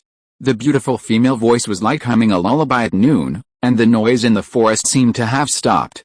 He lifted his backpack with his backhand, put the bow of light on his shoulder, and reached out to separate the long thatch in front of him. The soles of his boots stepped on the grass roots, making a small and light rubbing sound. The thatch in early spring is very flexible and brushes against his body from time to time. This little scratch does not hinder him at all. He still glanced at their swaying long leaves and continued to brush them behind him. A pink figure suddenly emerged from the gaps in the thatch leaves along with a mountain stream and the pebbles on the shore. He paused to take a closer look. The sky was dyed green, and the wind wrinkled the waves. The rocky beach beside the stream was half soaked in water, moistened with a dark wet color, and half was comfortably exposed to the sun, a little dry and white. Feiyu sat on the rocky beach, holding her ankles with her hands, and turned to look at him. She was originally melancholy and had not frowned, but when they looked at each other intently, she was suddenly like a spring flower in full bloom, and her eyebrows and eyes were full of smiles. He couldn't help but smile as well. This smile was like a magic injection that could immediately activate the energy in his body, and automatically made him lift his feet before he knew it, and change to a lighter and more agile gait. The music suddenly rose. I'm here, oh oh oh, oh oh oh. Shuang Tanan followed the music in his heart, waving the thatch with both hands and walked all the way to the rocky beach. Only then did he see that Feiyu had indeed taken off all her socks. His steps paused slightly, and knowing that he had to run over, he started again, and at the same time quickly caught a little embarrassed smile on her face. She retracted her gaze, picked up her socks and put them on. He ran to her, hurriedly put the backpack and the black gold bow on the ground, and reached out to help her up so that she could put on her boots. Shuang Jisheng and Xiao Duan were running over again. How is it? Are you sitting stiff? He asked quickly. Yet, Feiyu said matter-of-factly, you laughed on the way, too, right? The instructions didn't seem to require you to laugh. I laughed a little last time, too. Coach Shuang didn't say anything, Shuang Tanan answered in a low voice. When he looked up, Shuang Jisheng and Xiao Duan both rushed in front of him. Listen to the comments, this time is much better. But it's not good enough, Deputy Director Shuang. Shuang Jisheng's eyes were really sharp, and he didn't miss any details of the scene.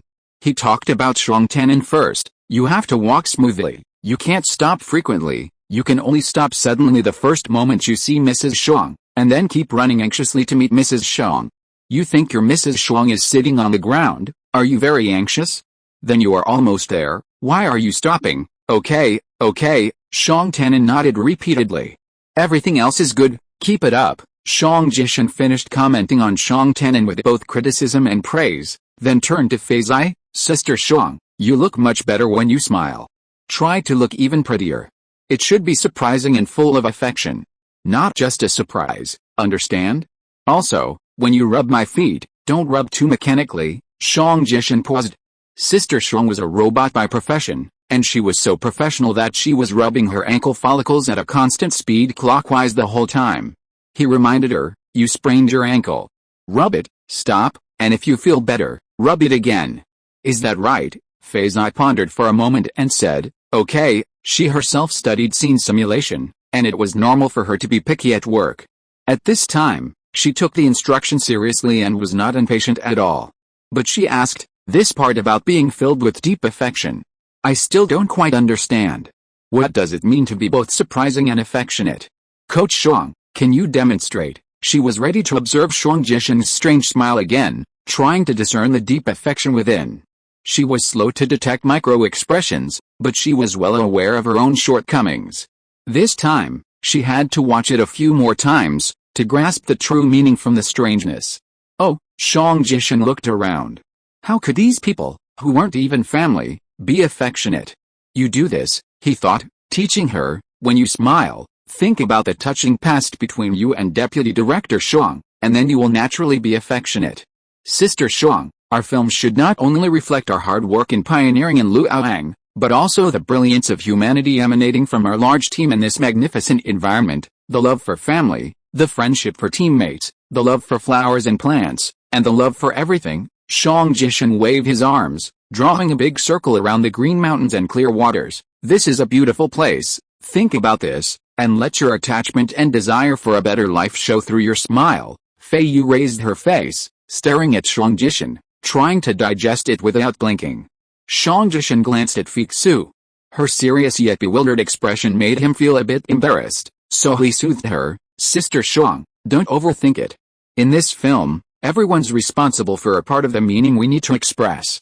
You don't need to express all the emotions I just described in your smile. You just need to feel so happy and joyful when you see your deputy Shang. We're expressing the deep affection between family members, supporting each other through thick and thin, and building a family together. Oh, deep affection means not only being happy, but also worrying about him. When he walks out of the weeds, is he cut by the grass? Has he sprained his ankle? Is he hungry? Right? Isn't that how you worry about him normally? That's how it should be. Okay? Let the other emotions be expressed by the people in other clips. You just worry about your deputy Shang. Simple enough, isn't it? Feiyu glanced at Shang Tanin's face, then lowered her gaze to his sleeve. Oh, and she also wondered if he was pulled by the weeds.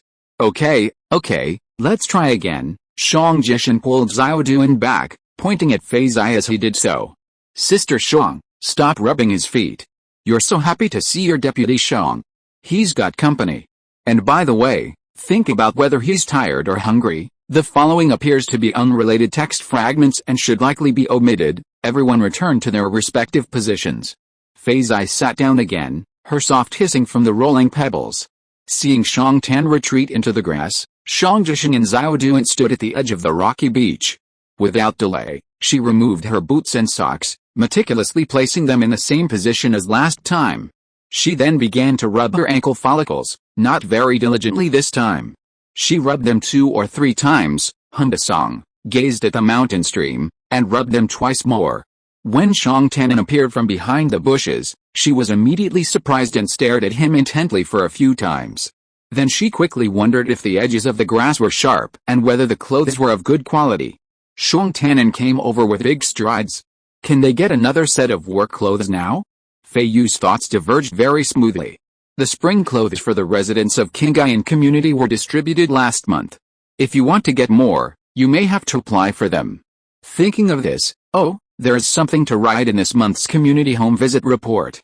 Dag's sister-in-law told her the day before yesterday that Dag has been working in the mines recently. He washes every day and wears out his clothes a lot. Their unit is reviewing the necessity of increasing the clothing quota. Before the new quota is distributed to the community warehouse distribution point, she is trying to apply for an extra set from the community channel. The necessary supporting documents required are very cumbersome. Feiyu certainly knows it is cumbersome. Because Dag's wife still needed her signature as the head of the household section, she spent a long while chatting with Feiyu outside her fenced yard. She complained that every household faced its share of chores. The property management department distributed essential supplies at designated locations and times from the community warehouse, but the constant flow of requests for excess supplies was a hassle. She suggested the warehouse categorize excess requests, streamlining the process for 1 or 2 items, while only requiring stricter enforcement for larger amounts. Furthermore, her family's excess wasn't caused by their own waste, it was purely due to work demands and a lack of logistical support. Feiyu pondered this, feeling a surge of worry. Life was unfolding in a complex and unstoppable pattern, a trend that was undeniable and unstoppable, adding to the workload of the head of the household section. The music rose to a high, stirring rhythm. Feiyu watched Shang Tanin hurry over, her face still beaming with smiles, but the worry in her heart rose involuntarily with the music. It's spot on. The expression is spot on, Shang Jishan exclaimed happily. He glanced at Feiyu and waved from a distance, Sister Shang, don't rush to get dressed, don't rush to get dressed. Let's review it one last time. Chapter 274 Let me carry the bow and sing. After the two were tortured by Shang Jishan 5 or 6 times, Shang Jishan was satisfied and ready to let them go. Shang Tanin thought for a moment and made a request. Director Shang, do you think it's possible for Feiyu and I to switch places? Feiyu was a little surprised. It was so hard to practice this, and the next time the project team went to the city to find a real scene and replicate it in the real scene, why did Shang Tanin want to switch? Shang Tanin glanced at everyone embarrassedly. Feiyu sings well. Shang Jishan and Xiaoduan looked at each other and said anxiously, you can sing? Don't worry, We have a way to deal with the post-production sound effects. You just need to be able to sing your true voice and not be out of tune. Come on, sing one for us to hear. I can sing. Shang Tanin hadn't finished his defense when the anxious Shang Jishan waved his hand. Old Zio, sing a line for Deputy Director Shang and let him learn it. I'm here, I'm here. Oh oh oh, oh oh oh. Zio Duan sang towards the mountain stream. Birds fluttered across the mountain stream. Feiyu opened her eyes wide, waiting for Shang Tanin to start singing. She thought to herself, Shang Tanin can sing. Did he sing along to the war dance melody at the party before Qi left? He was right next to her, and she could hear it clearly. There shouldn't be any big problem. I'm here, I'm here. Oh oh oh, oh oh oh. Shang Tanin's voice was not as high, broad and loud as that of professional singer Zio Duan, but his voice was sincere. Feiyu thought so. It sounds good, she immediately encouraged him. Shang Tanin smiled lightly and said, can we change it? Shang Jishan pondered for a while, looked at Zio Duan and the others, and pointed at Feiyu, sister-in-law Shang. Sing this line. Feiyu is reluctant to criticize Shang Tanin for no reason. She said to Shang Tanin again, you sing really well. Shang Jishan suddenly had an inspiration and pointed his fingers. Yes, yes, yes, let's change the idea. Let's try to test the roles of Deputy Director Shang and sister-in-law Shang. Sister-in-law Shang, you sing a line first. Sing, Shang Tanin urged with a smile. Feiyu frowned and looked at her, then opened her voice to learn it again. Okay, okay, Shang Jishan suddenly became excited, pointing at the two of them and giving orders repeatedly. Deputy Director Shang, wrap your scarf around your sister-in-law, and give your sister-in-law the bow, and the backpack, give them all. Shang Dasao, go behind the grass. Ouch, I'll take you there for the first time. Lao Zio, you give Deputy Director Shang some pointers here. Oh, right, does Deputy Director Shang have a coat? Hurry up, bring Deputy Director Shang's coat over. Lao Zio, find a suitable place and throw it next to him. Deputy Director Shang, Deputy Director Shang. Shang Jishan's state really inspired a wave of inspiration. Not only did he speak as fast as jumping beans, but his head also turned left and right, looking at the place closer to the water on the stone beach, and he hurriedly explained, sit there, roll up your trouser legs, mess up your body, and look like you've just come back from work. You can splash some water with your hands and feet. No, no, no, don't sit, squat down to wash your hands. Forget it, first act out the sitting position, then the squatting position, and then we'll compare the results. Feiyu was almost dizzy from Shang Jishan's yelling. She glared at Shang Tanin, and saw that they could sit back on the small stool on the slope, eat some snacks, and watch other people's fun. This time, it was good. Shang Jishan counted from the first time and made an appointment for the second time. Shang Tanin smiled at her, accepted all of Shang Jishan's sudden and imaginative requests, wrapped the scarf around her, hung the bow on her, and said in a kind voice, I'll go. Feiyu, over there on the grass, there's a branch lying on the ground, which marks your position. Shang Jishan glanced at Feiyu and was overjoyed. Deputy Director Shang, you are a genius, so creative, so creative. Feiyu had a scarf that was still warm wrapped around her neck, a bag on one shoulder and a bow on the other, and she had no idea what Shang Jishan was doing. Okay, everyone, take your positions, Shang Jishan urged, waving Shang Tanin and Zio Duan to the mountain stream, still nagging in a loud voice. You go to the water side, don't forget to scoop up water. He called Feiyu again. Let's go, Sister Shang. He didn't help Feiyu with anything, and kept chattering excitedly all the way. Sister Shang, you will have to part the grass and come out later. Hey, hey, hey, don't go in now. There's not much grass. If you walk in a few more times, it will all fall down and look ugly. Let's go this way. Be careful of branches and go under them. Oh, right. Let's continue. What were we talking about? Part the grass and come out. Feiyu struggled to get through the crown of a shrub and caught up with Shang Jishan. When she turned around, Zio Duan had actually led Shang Tanin into the water. Yes, you part the grass and walk out, then look up and see your family's deputy chief washing and brushing by the river.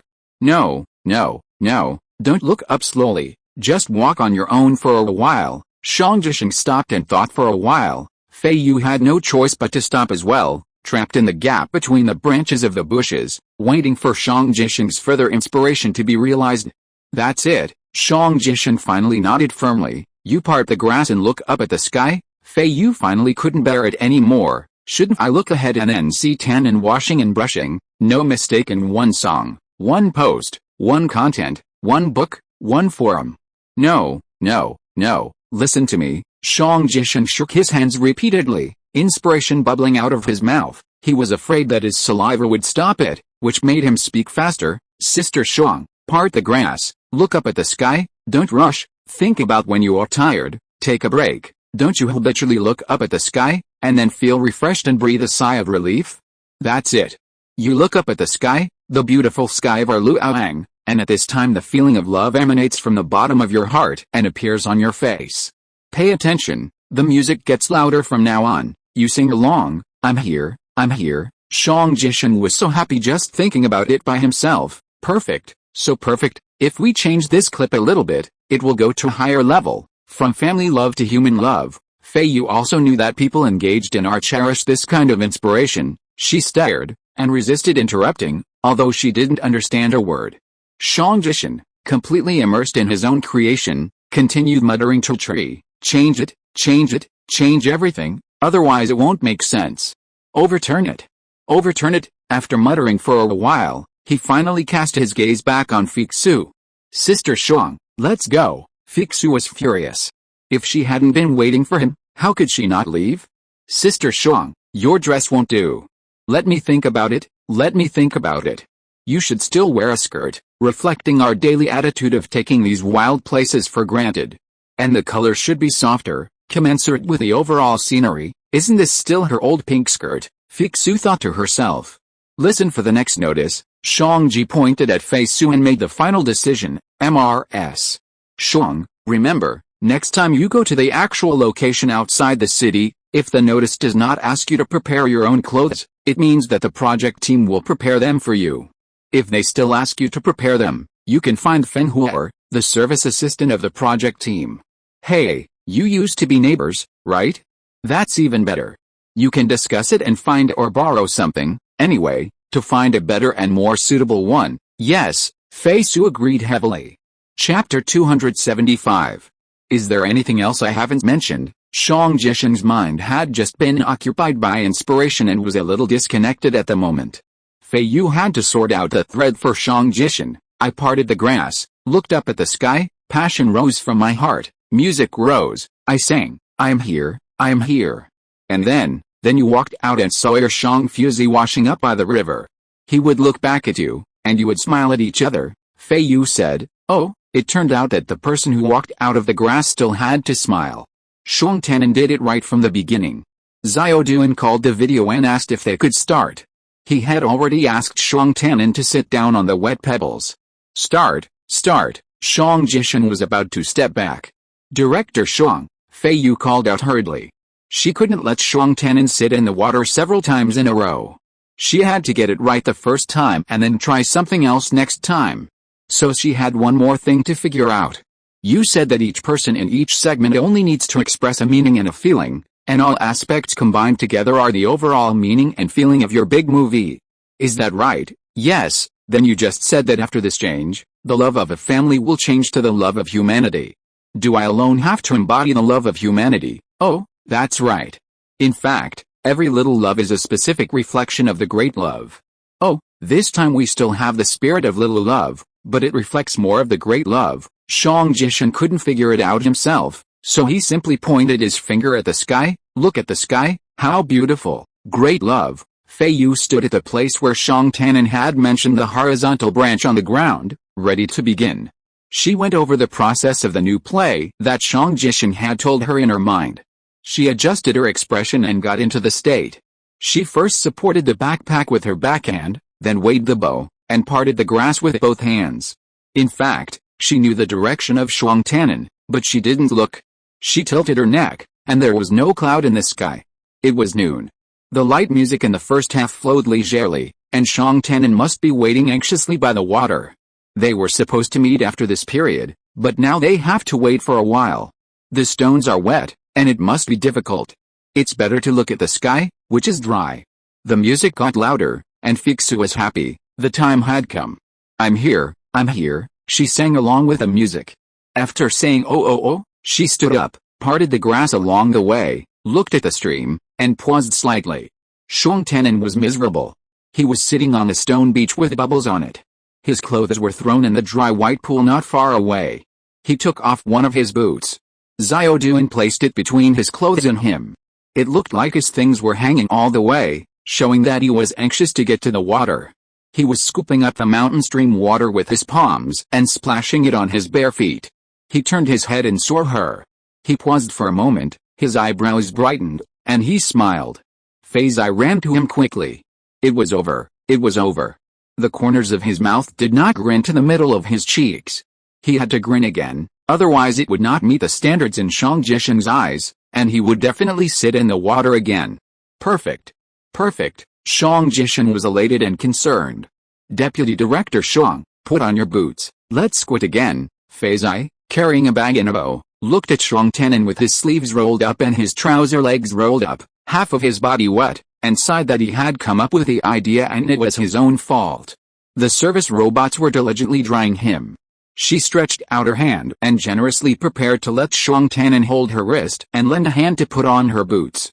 Shuang Tianan smiled and put his half-dry hand on the robot. Excuse me, he went to lend the robot a hand.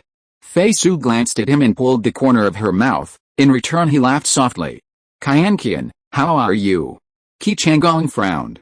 In the dormitory, facing the blank letter paper on the projection screen, he just said a word, saw the line of words copied on the letter paper, and the door access notice covered the letter paper. Gujet and Xiao Wenfei's two faces popped up under Qianqian's name. Fang Lai was squeezed behind them. Hey, Aki, the small valley next door is very lively, do you want to go and have a look? Brothers always act together when they invite you. Qi Changgong was thinking incoherently. He glanced at the line of words again and returned the letter, go. It's not a market, right? I don't go to the market. I'm tired of it, it's not a market. Gujet smiled at the door. Director Shuang from the propaganda department lent us a piece of land in the camp and is leading people to rehearse. You didn't see my wonderful search in the thunder forest of the Abyss Valley last time. Today I will show you the style of our blockbuster.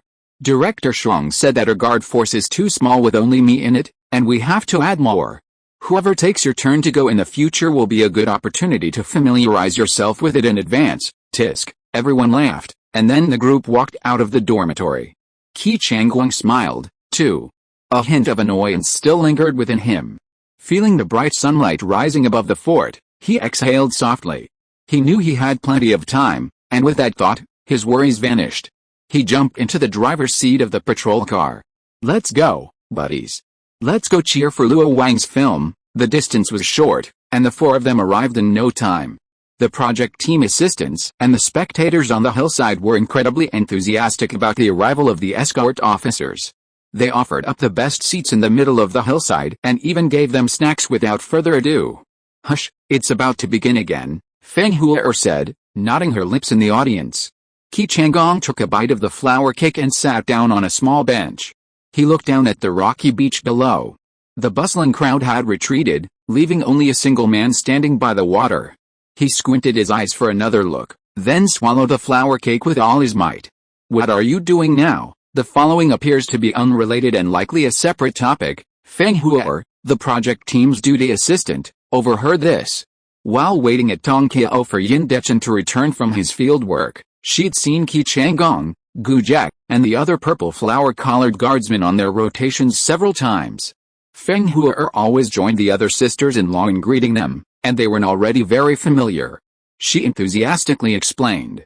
We're acting out a scene where a couple returns from work and meets on the riverbank. Thank you. Qi Changgong could barely finish his second bite of flour cake. Deputy Director Shuang, I recognize you, Gujet laughed, pointing at the figure by the stream.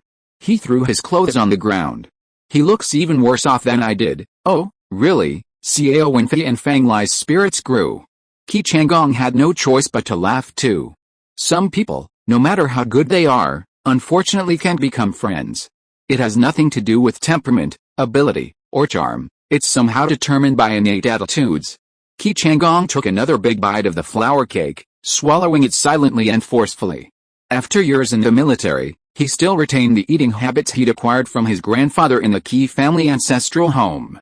He swallowed quickly, finishing a piece without a single crumb dropping to the ground.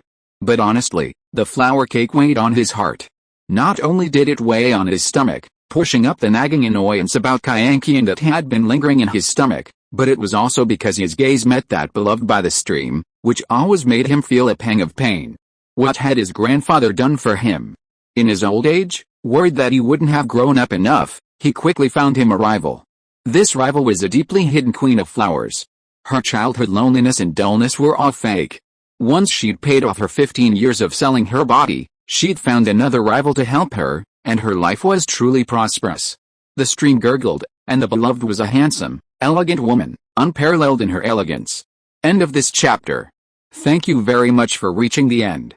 Don't forget to like. Looking for more exclusive content and immediate access? Subscribe to our Patreon.